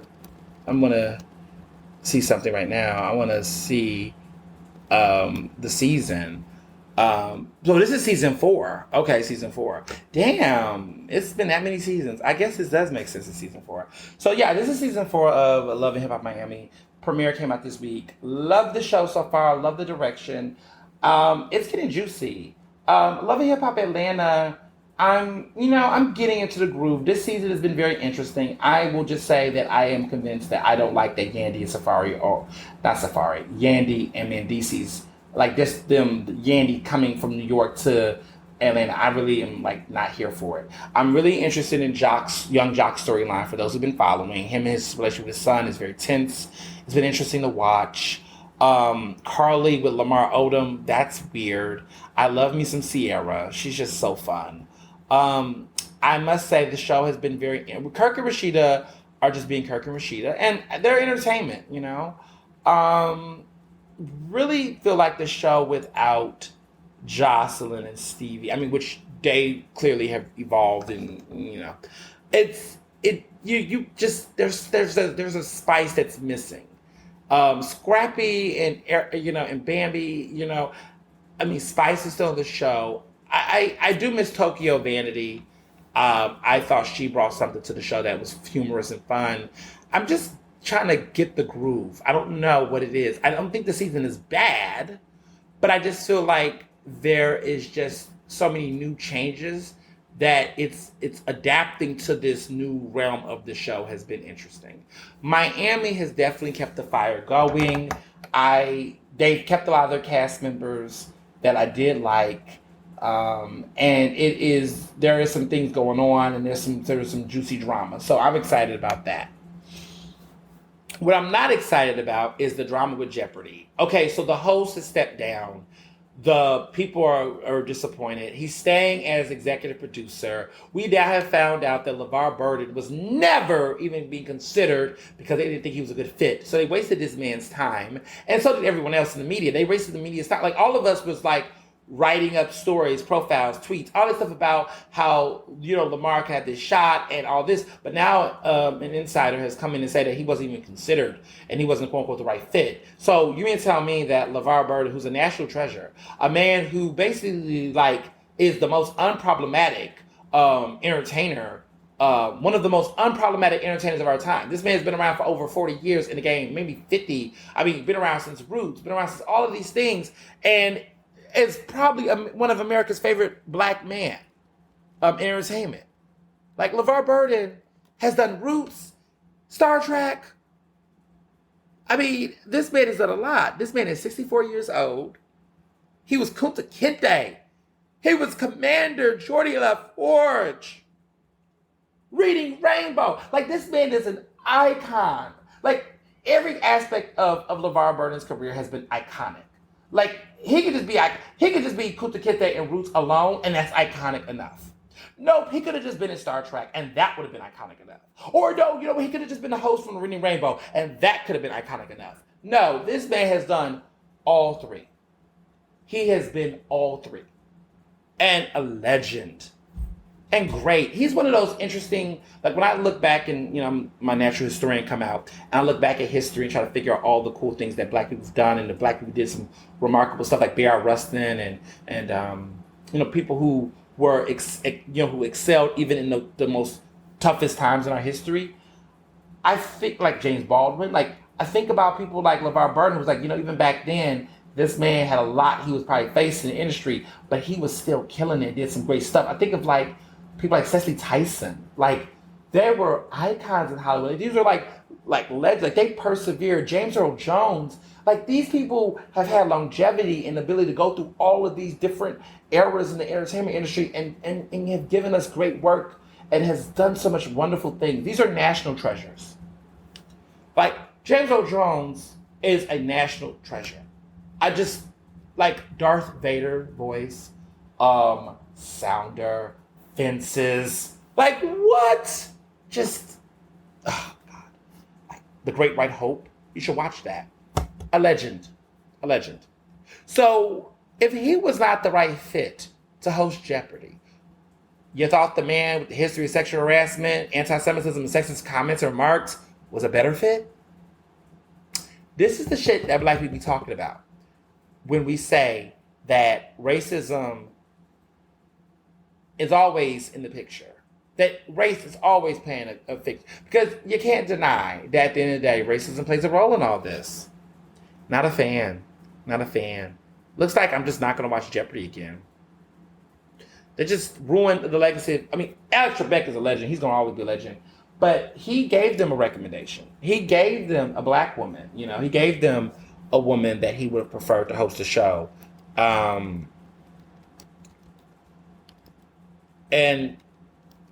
for people to not, respect that, to not respect,